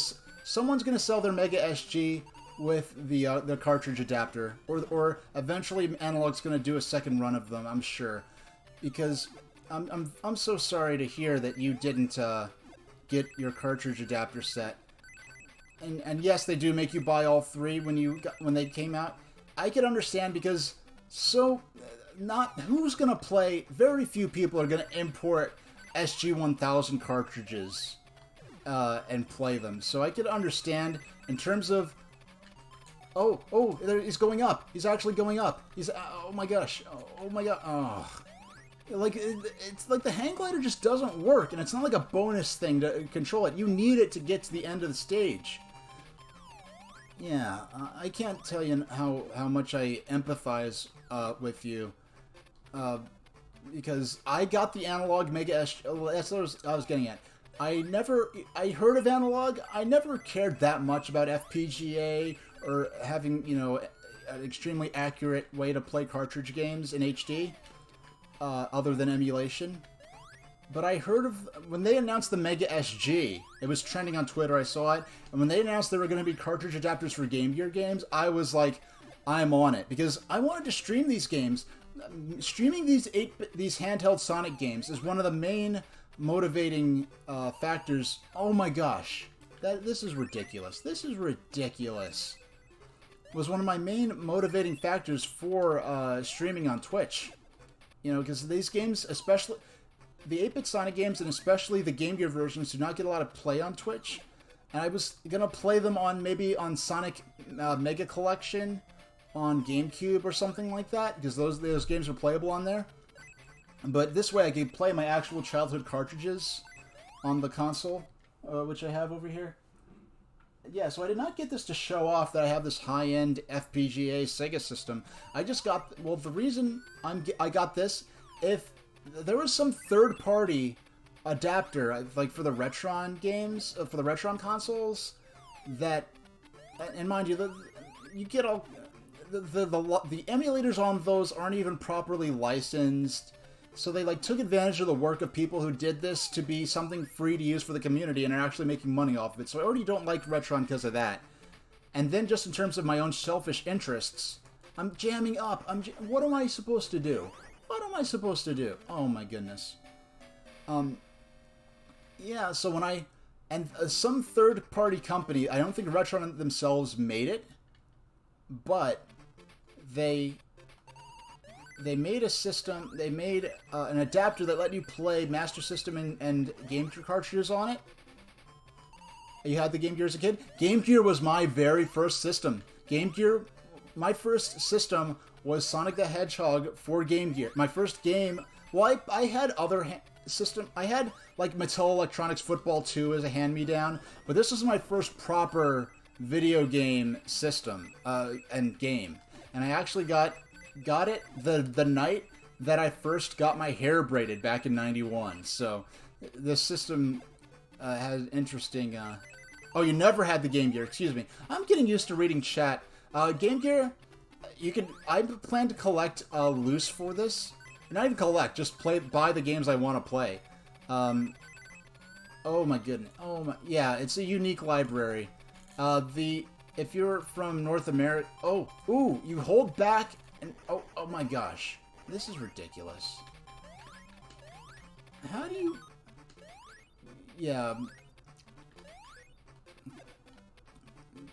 Yeah, this is Master System. I mean, the Game Gear is pretty much any American who has a lot of 8. Well, yeah. Oh, you played the 16-bit version as your first game. I saw the Humans Against Genesis commercial with that old lady complaining about Sonic. Why does he have to run so fast? Why is he such a smarty pants? Why could he be like that good old boy Mario? And I didn't care about video games then, but something about that commercial, I think it's the fact that, okay, so I'm jamming up and left on the controller, and he's kind of going further. Something about that commercial amused me. And so I told my parents about it, and I did not tell my parents about many commercials. I do love the very forgiving logic with this bottomless pit, where you actually lose your rings instead of just instantly fall to your death. Something about that commercial appealed to me, and I told my parents about it, and they're like, okay, I didn't ask for a Genesis or Game Gear, but as a little kid, I did a lot of commercial work in the city, and when you're doing commercial work, when you're doing commercials and auditions, when you're on set or in the office waiting to do the commercial or waiting to do another take, there was a lot of downtime. So a lot of kids had Game Gears and Game Boys, and I didn't really care about them. I just knew it was some kind of electronic toy. I knew about there was a Nintendo Entertainment System, there was a Super Nintendo Entertainment System. I didn't really care much about it. But when I found out about when I first saw that Sonic the Hedgehog commercial. Hey, Arthur Sonic 1234, hi, welcome to the stream. We are playing my childhood Sonic the Hedgehog 2 cartridge for Game Gear on the Analog Mega SG you see in the corner here. And this game was so hard that oh, there's one up. I'm gonna need that. That back when I was a kid, I never once beat I was a little kid, so I wasn't that good at games at all. So I never beat Sonic 1 until I was streaming it a few days ago. Actually, this is my fourth stream ever, actually. And so I'd like to... We were playing Mario Party 2 earlier. We started the stream off with Sonic the Hedgehog. Then we were playing Mario Party 2 on the N64. We're playing it on the Wii U Virtual Console. You can see my Wii U in the foreground here. You can see a little better if I move the gamepad out the way. And now we're playing Sonic 2 again. I like to do my stream sandwich style.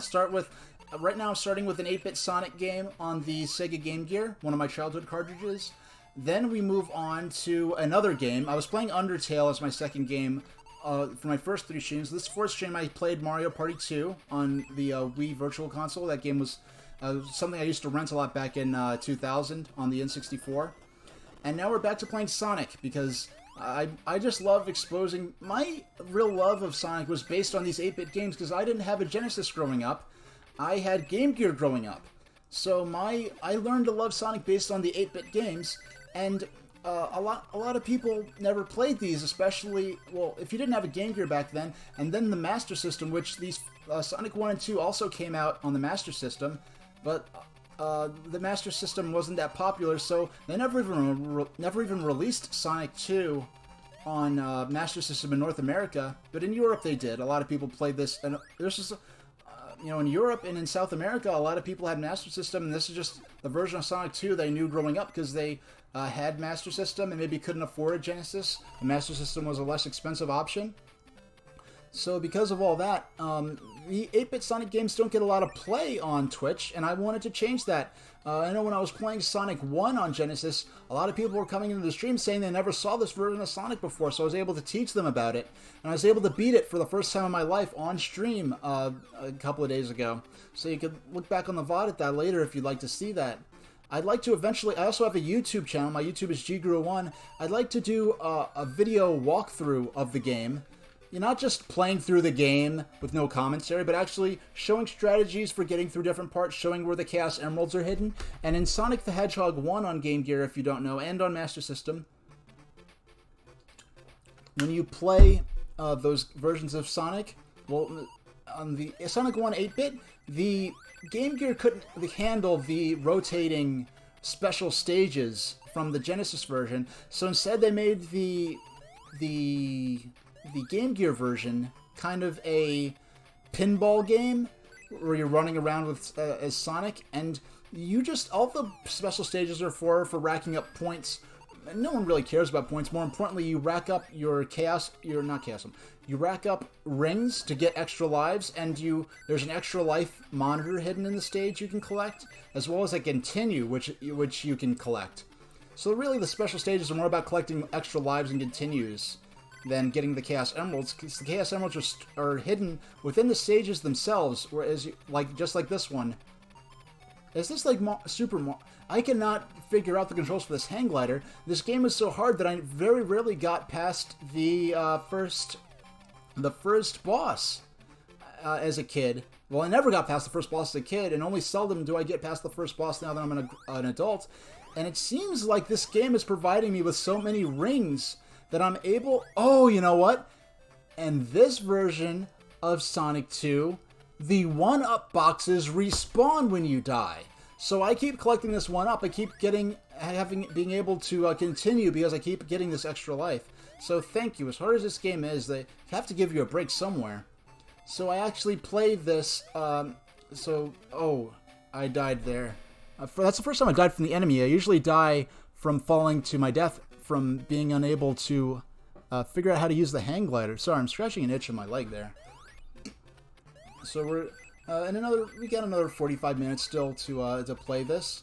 But I got this game because I was a child actor when I was young, and one time we were filming a commercial for Sudafed, and it took place in a school, and there were little kids. It was a kindergarten classroom, and it was about the teacher taking Sudafed to relieve her sinus symptoms without getting the drowsy medicine side effects that other medicines have. Not that I knew all that as a kid. I didn't care. The set was a classroom, and they had a bunch of little kids as extras, and they filmed and the commercial is about a little kid grabbing a... It was about a little kid who someone? Corey 9900 is hosted me. Thank you. I appreciate the support. Yeah, so it's about a kid. The short version of the story is that as a little kid, I was in a Sudafed commercial, and when we were on set, in between takes, one of the other kids had Sonic 2 for Game Gear, and I had Sonic 1 for Game Gear, and I was just shocked. I was like, they made another Sonic game for Game Gear? Because, there's no internet back then. If you didn't see a commercial for it, you didn't know it existed. And I certainly... This is one of the first times I've gotten chances I've had to play this stage, because the game is so tough, it's hard to get past the first boss. And I very rarely got this far, so I'm learning this stage, and it's very difficult to operate this hang glider. I'm going to have to read the instruction manual to figure out how to use the hang glider, because I have not looked at the instruction manual since the 1990s.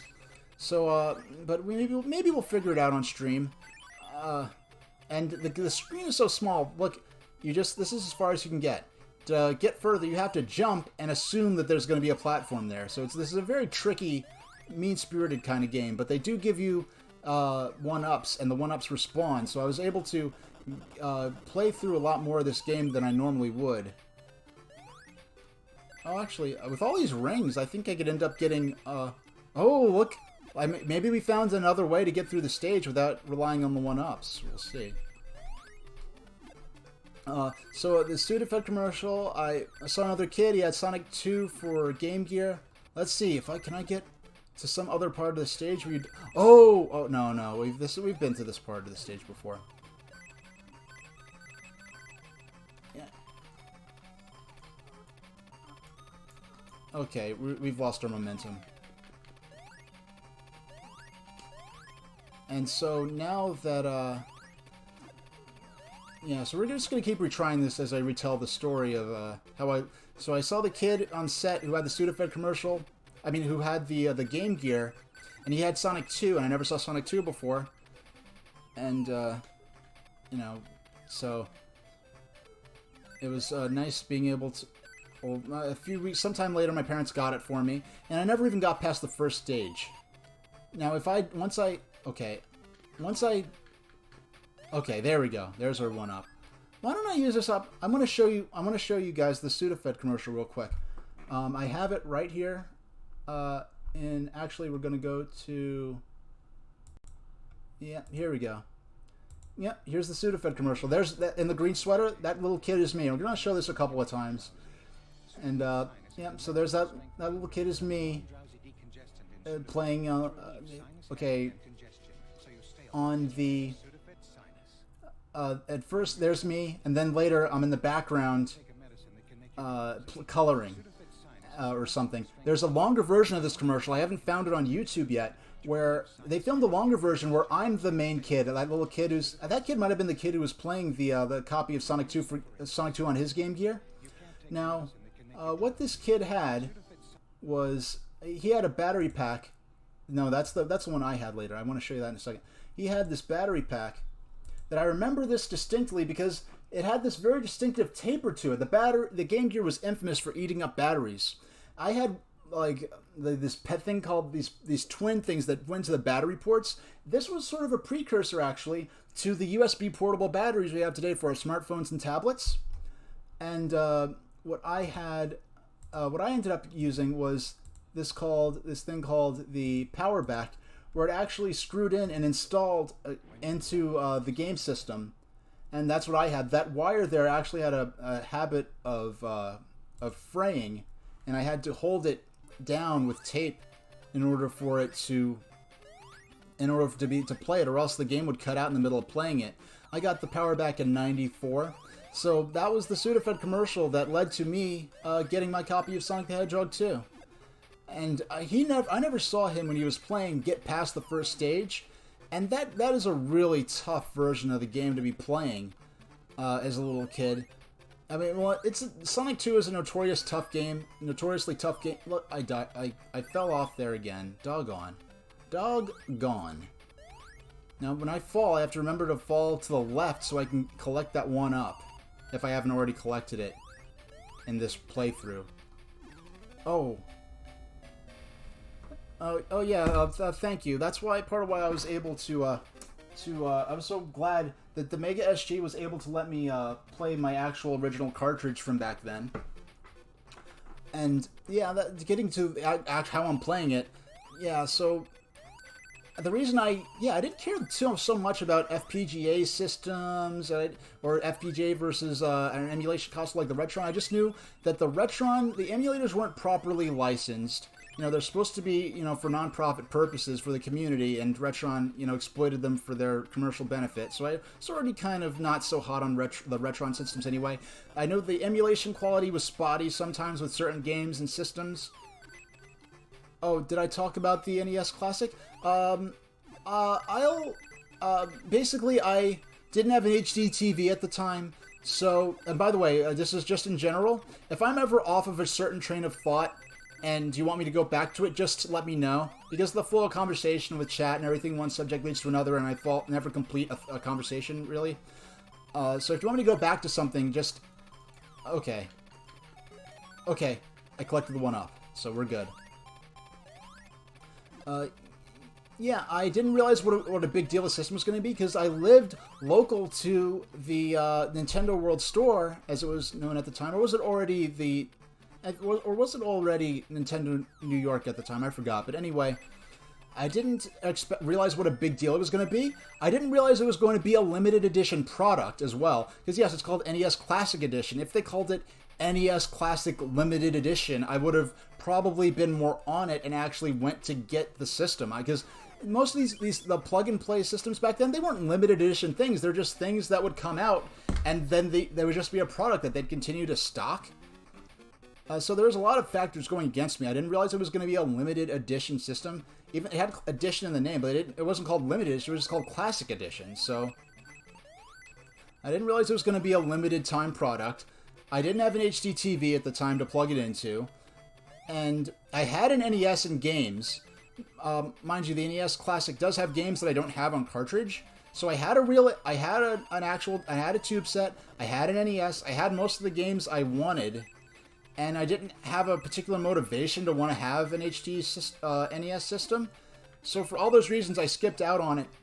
So I could have went to the launch party at the Nintendo store in New York, because I lived, I could have popped on the train and went over there if I wanted.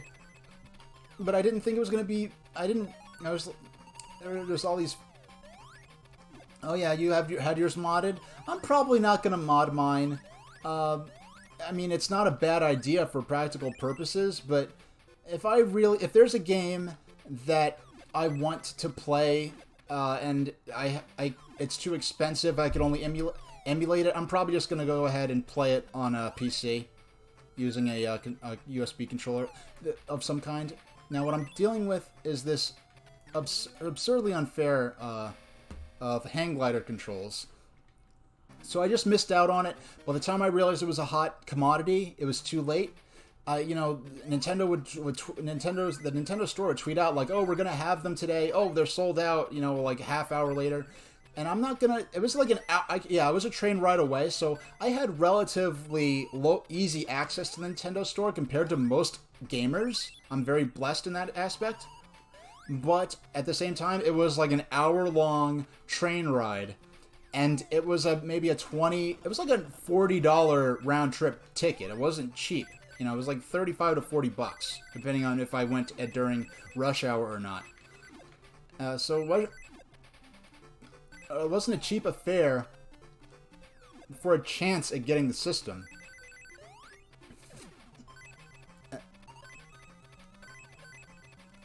$48, $49, $50, do you get? No, I think it's at 100 you get extra. I'm tapping up. I don't know what they want me to do when I get the hang glider. It's expensive for me. For some people, it is. Excuse me. I have to apologize. I have to personally apologize. Because I grew up in the New York... my hometown is Far Rockaway in Queens, New York. And then I lived on Long Island most of my life until just a couple of years ago after that. So yeah, I got mine on the second run. I was determined not to pay the opportunistic resellers. I was going to get mine until I could walk into a store and get one at MSRP. I was not going to go crazy hiring a broker to get one for me, paying hundreds of dollars for one online, going out of state to get one. I wasn't going to do all that. I wanted one a lot. Even if just for the controller, I wanted it, because I played a lot of virtual console games on my Wii. Just for that alone, I just wanted the controller because it was Wii compatible. It could plug into the Wii remote. You could play your virtual console games with it. Excuse me. I'm not used to my life like in American Sign Language. If you don't know this, the signs you use to describe the word or the signs for New York literally means the land of trains. Trains are just part of life if you live in New York. So I'm not used to talking to people who don't know about trains and like, oh, is a $40 train ticket expensive? I'm not used to answering questions like that. I'm used to being from New York where, yeah, everyone knows, what a subway ride costs, what a Long Island Railroad ticket costs, what a Metro North Railroad ticket costs, what a Staten Island Railway ticket costs. I'm just used to that. I just take it for granted. So yeah, there's some people who pay that much or more every day on the Long Island Railroad. on the Long Island Railroad, you pay based on how far you're going. So the further, most people use the Long Island Railroad to get to and from the city quickly. So the further you are from New York City, the more you're going to pay for your ticket. And for me, round trip at rush hour, because if you travel during rush hour, there's an extra fee for your ticket, as opposed to if you're traveling off of rush hour. And that's to encourage people to travel outside of rush hour if they can. So if you're, I'd never had to commute for my job. So whenever I went to New York, it was for recreational purposes, pretty much. So I could, yeah, a lot of times I was traveling peak just in the course of my schedule. But because, but anyway, it could be. Do they have bus passes the last year? Yeah, that's the thing. I rode the train all the time. I rode trains all the time. I never rode the bus. Now, they are tickets, Metro, they're tickets. When you ride the Long Island Railroad or Metropolitan Northern Railroad, now the Metro North Railroad goes north. That's the MTA railroad that goes north of New York City to mainland New York.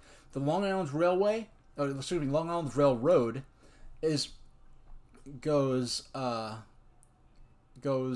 down Long Island, which is the island that extends east of New York City.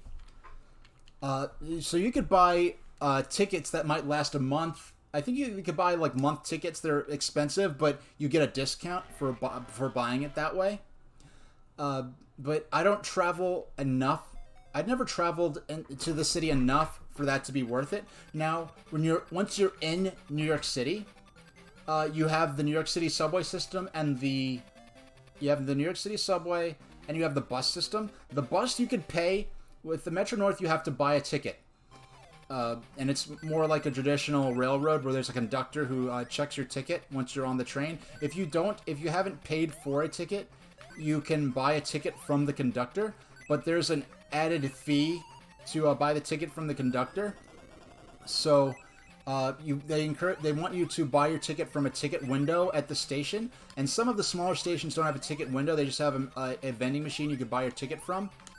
Or to buy a rail pass, I think you have to order it online or something like that. Or do they have train passes? Yeah, you could buy like month tickets, or I think they might have 6-month tickets, 6-month train passes. I wouldn't know because I never bought a rail pass in that format because I might use the Long Island Railroad once or twice a month, maybe 3 times at max. So I never really needed a rail pass. It didn't quite pay off for me. But if you're going to the city every day, if you're going to use the Long Island Railroad every single day, it was more worth it to buy a rail pass. So I really don't know what the pricing was like on those. But at any point, I'm not the richest person in the world, so $40 or whatever a round trip peak ticket cost. Yeah, if you bought a off-peak ticket. If, let's say, peak is till, 11 o'clock or whatever. I don't even remember offhand, because it's been a couple of years since I've lived in the city, or lived or lived in Long Island Railroad territory, so I don't remember what the trains cost at the time. But if you had an off-peak ticket, and you traveled during peak hours when you were on the train, the conductor, you'd have to pay the difference to the conductor.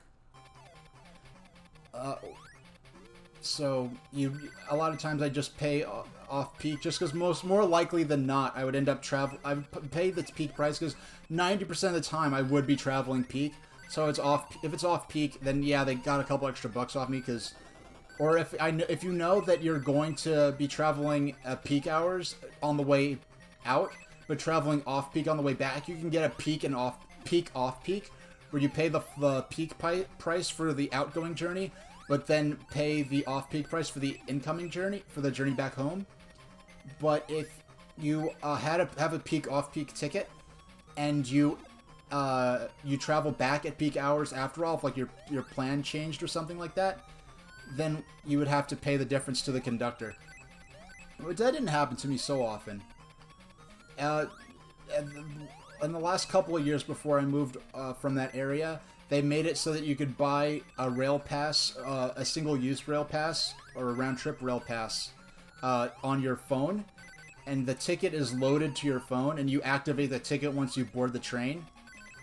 And the conductor can tell when you activated the ticket, so you can't, like... I mean, if for some... One time, I went to New York... I went out to Manhattan for an event at the Nintendo store, and I got there, and the line was already full to capacity, so I couldn't get into the event. So I hurried back, because I didn't have anything else to do in the city that day, so I hurried back, and I was able to use the same ticket on my phone to get home, because the ticket lasts, like, I think 2 hours after you activate it, and 99% of cases, you're not going... It wouldn't be useful to have the ticket activated, because by the time you get back on the train, you have to activate your other ticket. That happens every year during E3. You know what? That never happened. I'm going to tell you something. For those who don't know in the chat, I was doing the events at the E3 events at Nintendo at the Nintendo store since they first started. Because the first year they did a live viewing was for E3 2006. Because the first year they did it, it was after E3 happened. Then it transformed from the Pokemon Center to the Nintendo World Store in, like, I think April. And that was back when until 2007 was the first year that E3 was held later than May, because E3 used to traditionally be held in May. What's the train protocol? You buy your ticket at a booth, and later on... Hold on, let me read that one. That was a little detailed. I've ridden a train once when I was a kid. What's the train protocol? You buy your ticket at a booth, and then later on, the conductor comes to collect your ticket. That's basically how it works. You buy your ticket from a counter at the train station, and then when you're on the train, the conductor punches it to prove that that you paid your fare for the ride. When you pay for a round trip ticket, there'll be 2 spots on the ticket. So when you're riding out, the conductor will punch 1 ticket, and you keep the ticket. And when on your ride back, if you're taking a round trip, the conductor will punch the other spot on the ticket and then take the ticket from you. And when you pay for your ticket, there's a little on the seat backs. There's a little metal tab that is used to slide a receipt under it. And so as the conductors go through the train, once they've collected the ticket, they'll put a little tab there to show that passenger presented their ticket and has paid the fare. So that then if another conductor comes, they won't check your ticket a second time. Sometimes they do check your ticket a second time for a different reason. Because if you're taking, it's a little complicated, but because it's a different... this is for how a commuter railroad works. If you're taking Amtrak, it's actually a little more like buying an airline ticket, where you have a large ticket that they'll scan it, or scan your phone that'll have the e-ticket on it. But yeah, nowadays they have a vending machine you could also buy the tickets from. For some of the smaller stations, some railroad stations on commuter railroads are just a platform without a station house. And they have an attendant there. Those you have to buy your ticket from a machine. Or you could download a special app from the railway. And when you download that app, you could buy your ticket in advance online and activate it once you're on the train. So the conductor will scan your phone screen with the ticket on it, and that'll prove that you took your train. Now, for subway rides, like the New York City subway, not all subways are like this, but the New York City subway, there is one flat fee for entering the system. So once you enter back in the olden times, like in the early 20th century, there actually was a ticket that you would buy to get on the subway, and different fare zones. Now there's just a single fare zone. And hey everybody, I'm playing... Yeah, Eggman picks you up, because you're about to fall into lava. So Eggman can't stand to let Sonic fall to his doom into some lava. Eggman has to let one of his own robots do the job. So Eggman saves you from the lava just to throw you into a trap where one of his robots is waiting to get you. Oh. Okay. This is Sonic the Hedgehog 2. Why is your name Super Train Station H? Now, if you've been listening the last several minutes, you know that I like trains. I know all about trains. In fact, 5 years ago now, I went to the Bluebell Railway in England where I rode steam trains and actually got to ride on board a steam locomotive several times. I was riding steam trains from the 1880s that have been restored and are operating. It was fantastic. But anyway, Super Train Station H. Now, one day, it's just a non sequitur that one of my friends, Farron Boy, and I forgot his name exactly, here on Twitch. If you type in Farron Boy, he's one of the only results you get. He, a childhood friend of mine, I was doing a school project, and the school project was to calculate, it was a class where I had to calculate the heat loss in a house. And to do that, they gave us the floor plans to a house. And when I was looking at the floor plans to the house, I realized, oh, this is my friend's house. And so I went to that friend when I next saw him in another class we shared together. And I was like, look, I have your friend's, look, I have the floor plan to your house. Your house is called the Type B Extended Ranch with attached garage or something like that, or whatever it was called. And he was like, oh, what's your house called? The Super Train Station H. And something about that, like the non sequitur nature, just Super Train Station H, made us both die laughing. And I just found that name hilarious. And after that point, I started using that as a screen name for things. Now, he was just thinking of some random thing to say. So Super Train Station H was just the non sequitur, and I just never forgot that, and I just found it hilarious. But from that point on, I used that as my online handle. But it coincided with I like trains, and the idea of my house being a code named after a train station was really amusing. Hey, Martha, someone dropped the question asking about my screen name, so I was just explaining that. It was a non sequitur from my friend. It coincided with my lifelong love of trains. I could actually see trains from the back window of my childhood home. And I loved Thomas the Tank Engine, and do I enjoy films that takes place on a train? Murder on the Orient Express. I have not...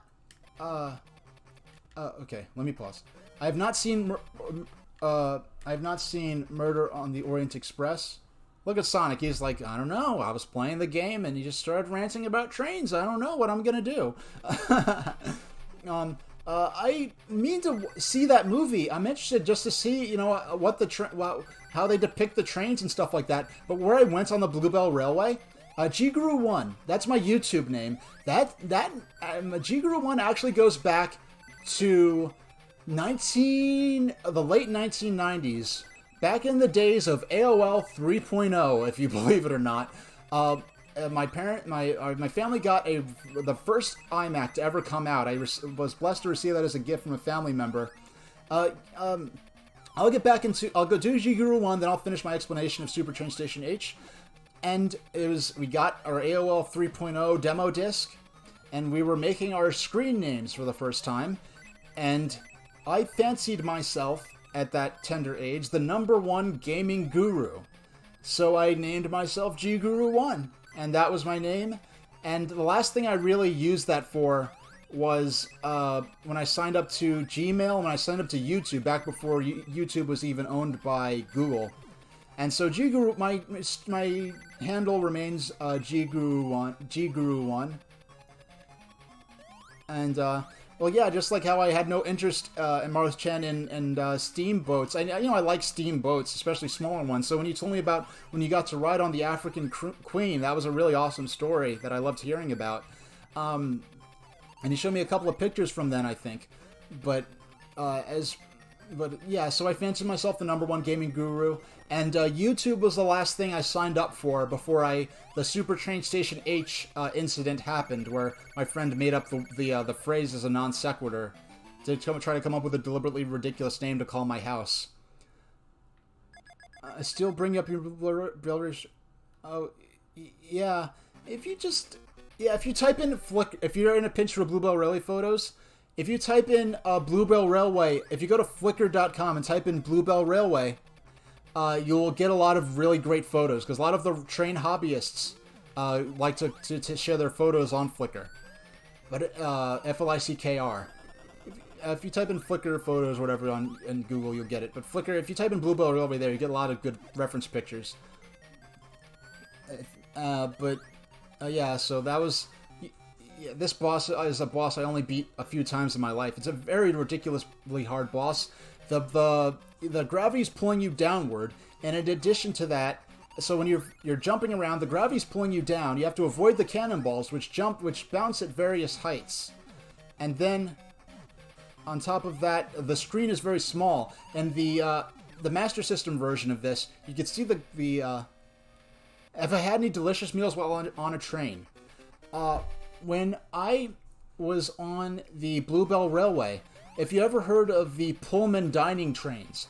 Now, if anyone wants me to go back to any previous train of thought, you can ask me to, and I will go back to it. But the Pullman dining cars, and there are these dining and sleeping cars that started in America. They were the height of luxury travel on land back in the early 20th century. And they started in America, and they actually have an interesting history in regards to Black American history, because the Pullman, a lot of the workers on those Pullman trains were black men, and it was one of the first opportunities that low-income black families or black men had to travel and see a lot of the country, and they were the first to be able to unionize, which was a big step forward in just organizing Black Americans in general. But and they were world famous, these Pullman cars, these luxury cars. So in Great Britain, there were Pullman trains that were dining trains, and they were trains that would go from the southern part of the UK, and they would load the train from where you were heading from on London and so you'd get on the train in London, and you'd take the train to the east coast of England, and the train would be loaded onto a ferry, and the ferry would go across the English Channel, and then the train would be loaded onto the train tracks in France, and then another locomotive, a French locomotive, would take you to the rest of the way to Paris. And so these luxury dining trains were run with special brown and white cars called Pullman cars. Now, in the UK, usually passenger vehicles in a train were called coaches or carriages. Following after the American tradition, they would have the Pullmans were called cars because they were called, passenger cars were called passenger cars in America, so the Pullman cars were originally, the concept started in America, so they would call them cars in England. And the Bluebell Railway, the steam-operated tourist railway, this heritage operation that uses restored steam locomotives and restored passenger vehicles from the steam era, the Bluebell Railway, the volunteers there, restored a train of Pullman dining cars, and when you're restoring it, you're not just you have to restore the furniture. If you look on my blog, supertrainstationh.tumblr.com, and type in Pullman as the search, it's going to pull up some of my photos from when I went on the Pullman train, because they didn't just restore the cars and the furniture, and they don't just restore the cars, they actually run a recreation of a Pullman luxury dining train. And the Pullman tradition, this was a high-class train. They actually do have a strict dress code. So I had to dress up. I got a new pair of shoes. I got a jacket and pants. And I ate dinner on the Pullman dining train. And, they have, you order your dinner in advance. And they actually cook the meal on board the train. And mind you, these are all volunteers. This is all done by people who just do this in their free time, just for the passion of it. Yes, Marthes. And mind you, if you're not aware, this is the video you're seeing actually is 30 seconds in the past. So hi from the high future people. So they're all volunteers. Nearly all. They're like 95 or 95% all volunteers from the locomotive drive. Like the people who drive the steam locomotives during the week, during their work week, they drive modern electric and diesel trains on the modern railway, and it's almost kind of like a magical sort of experience, because this is a modern.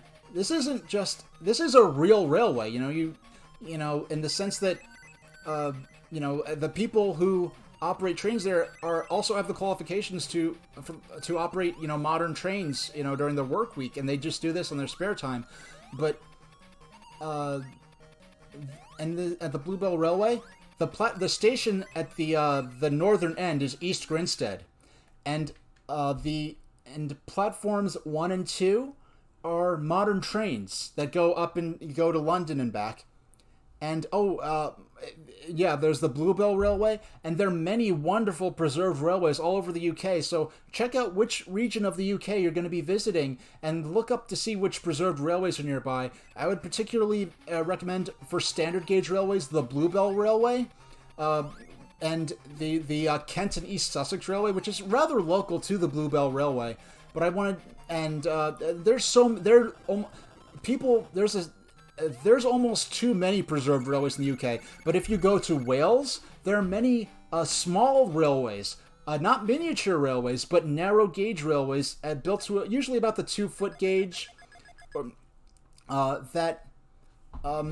These are these small railways that were built for slate mining, and they had passenger vehicles because the slate mines were up in the hills, and what the slate mines would have barracks that the miners would live in, and it was a really fierce life that these miners lived.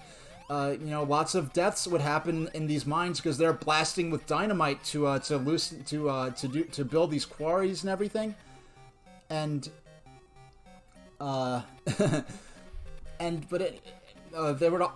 anyway, the slate miners would take the train into work at the beginning of the week, and then take the train back to town to be with their family for their weekend at the end of the week.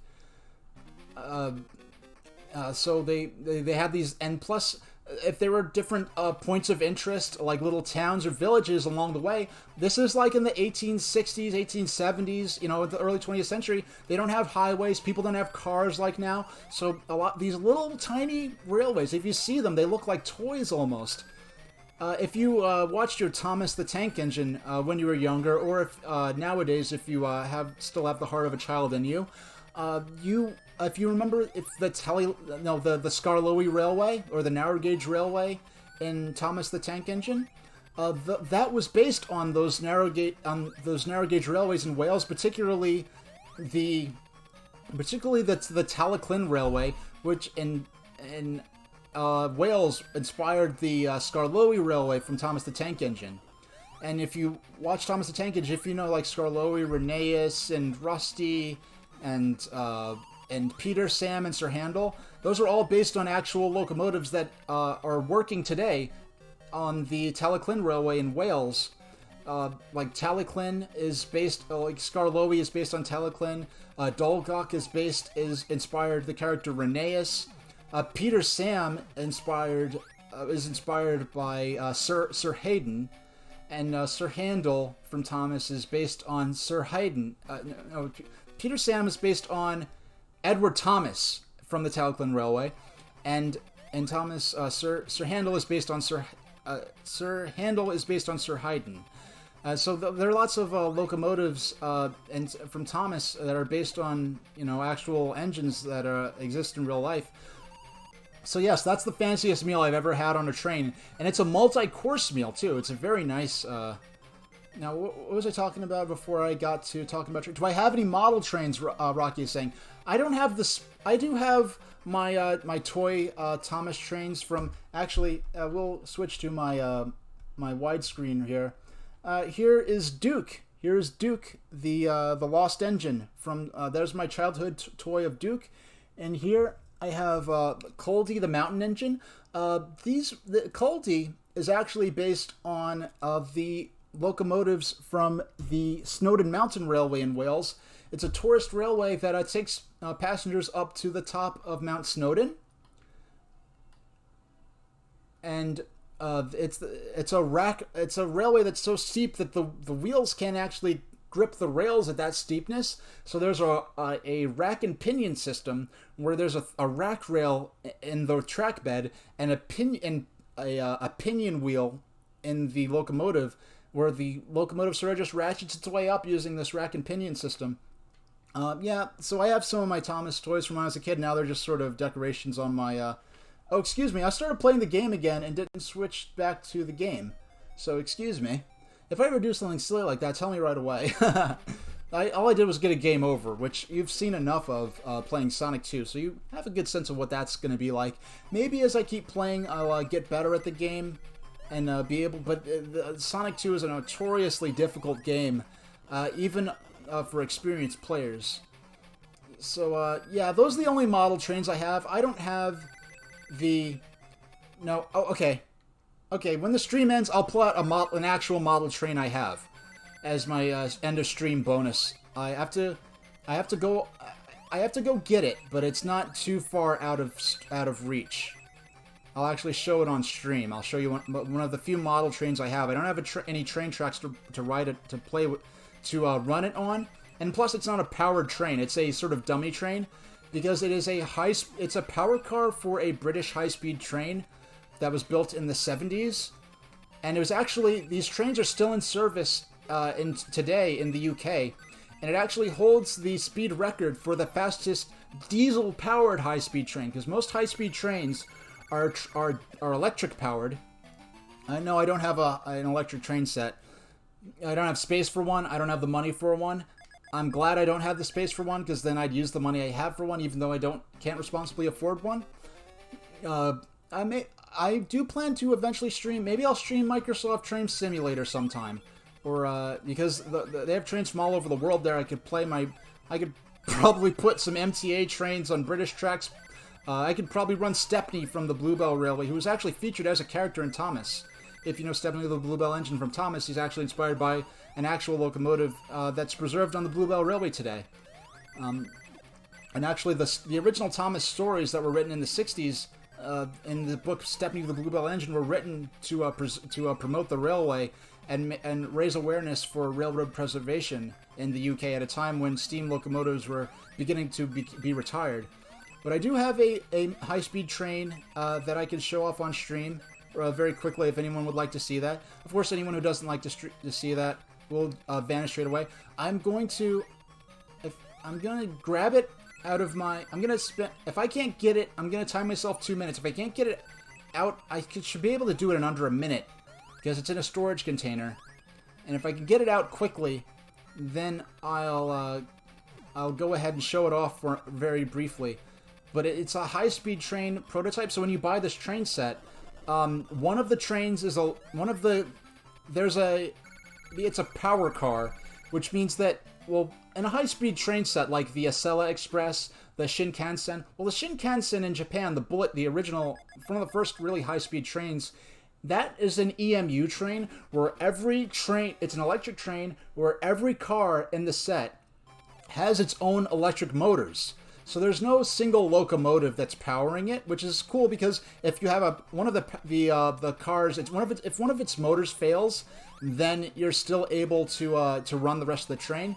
Now, other cars other high-speed trains like the TVG in France or the ICE train in Germany, those high-speed trains have what are called power cars, where there is a locomotive at the front end of the train. And the driver is able to operate both locomotives in a synchronized manner from one end of the train. So one power car at the end is pushing, the other power car at the end is pulling. And for it to be efficient, the power car in the rear has to be working slightly harder than the power car in the front, which is interesting of how the physics of that work. But a power car is a specialized locomotive that's designed to work in one particular type of one particular type of train. So a TVG power car will always work with a TVG set. A Intercity 125 or HST, that's the British diesel high-speed train, that will always be working with the lightweight Mark III coaches. Instead of, being one working by itself, pulling a train like a typical locomotive. And when you buy an electric train set with like of something like the Intercity 125, as it was originally branded, or the British diesel high-speed train, one of the cars will have electric motor in it, and the other car won't, so that it'll just be called what they call a dummy car. And believe it or not, there was, in the later the original books that the Thomas the Tank Engine television show was based on, which actually did not, they started publishing Thomas the Tank Engine in 1945. It was called the Railway Series. And so a lot of the books didn't actually feature Thomas, but Thomas was the breakout character. The bullet trains in Japan, I'd love to ride one someday. The bullet trains really showed the world at a time when you start having passenger jet airliners for the first time, doing transatlantic flights, across the oceans, and domestic flights in the U.S., and you start having a lot, especially in the U.S., the use of personal automobiles, the development of the interstate highway system. A lot of people were seeing trains as being old-fashioned, just a thing of the past. And Japan's bullet train, the Shinkansen, they really showed the world that there is a place for trains in modern in modern day, where you could have, and mind you, at the time that the Shinkansen first was running, Great Britain was still using steam locomotives. Steam locomotives were in use in British railways up until 1968, and I think it was, I forgot what year, I think it was the late 50s or very early 60s that we have the first high-speed trains running in Japan, where they have a fully electrified system running with this new technology where, we have these, we're not using locomotives anymore. Each car has its own motors. It's electric, so it's faster than a steam train. It's faster than a diesel train, because a diesel train works basically by the diesel engine is running an electric generator, and then the electric generator is the electric. Basically, most diesel engines or diesel locomotives are diesel electric, where it's actually an electric locomotive that's carrying its own power plant with it. So when you have an electric, I'm gonna keep talking as I go get my toy train, because we were at that's time. So I'm gonna go on for 5 more minutes ranting about trains. Actually, no, 2 minutes. If I can't get my train out in 2 minutes, I'm going to call the stream. I'm going to raid somebody. At the end of 2 minutes, I'm gonna take a look after I'm gonna show you. I'm gonna show you what. After I show you my high-speed train power car that I had imported from Great Britain. Oh wait, okay, it's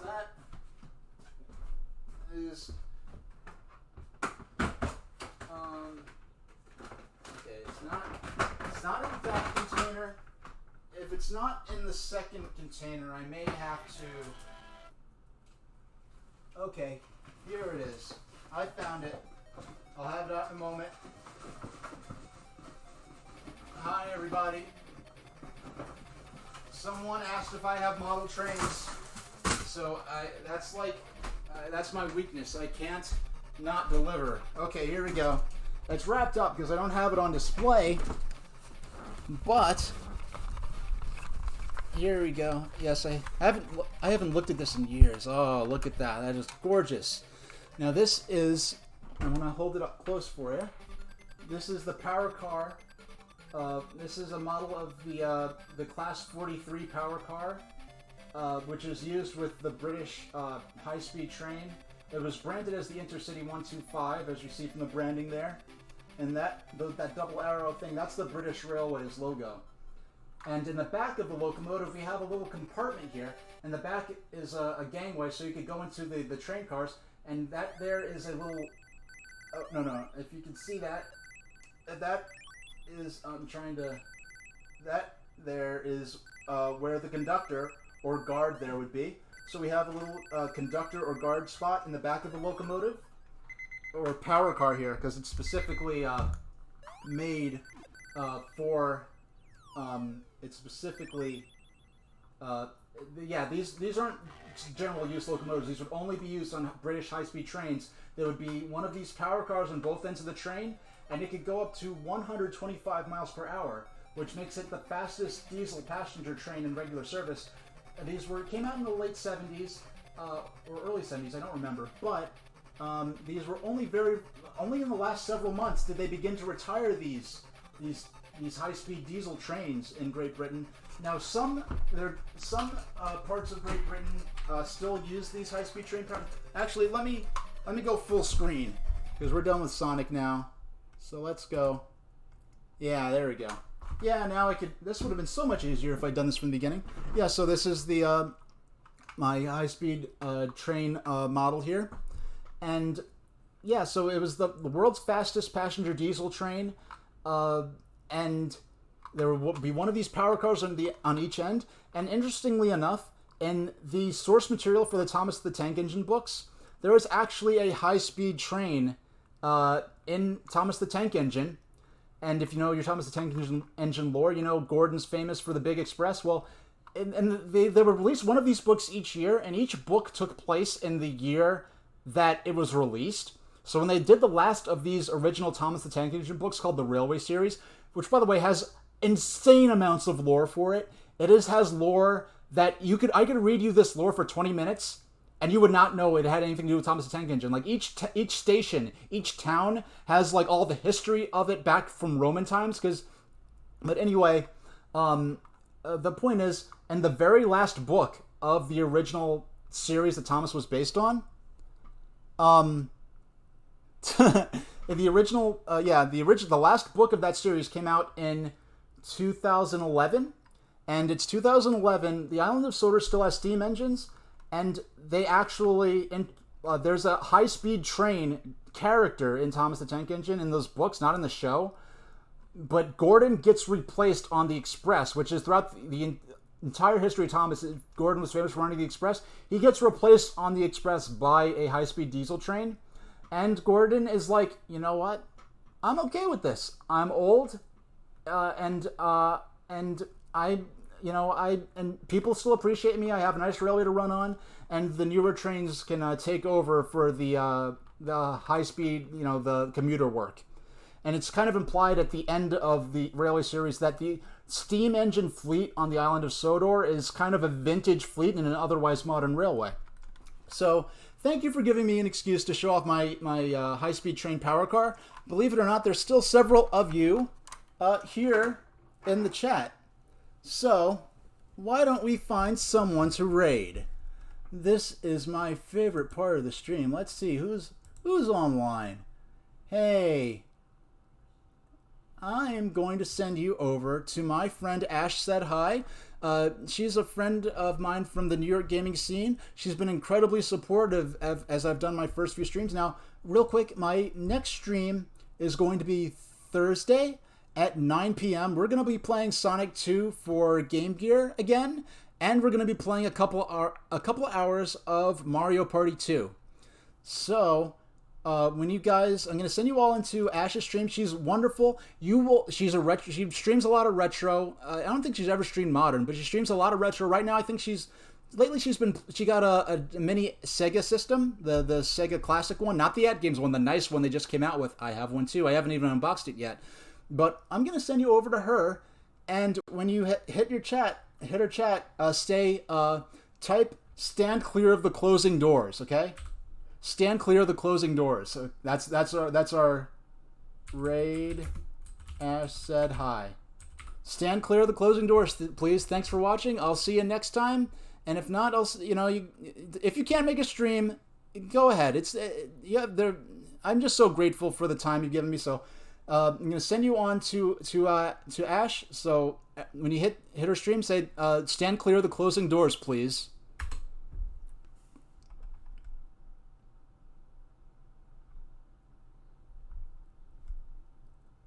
Okay. Here we go. There we go. Let's do it.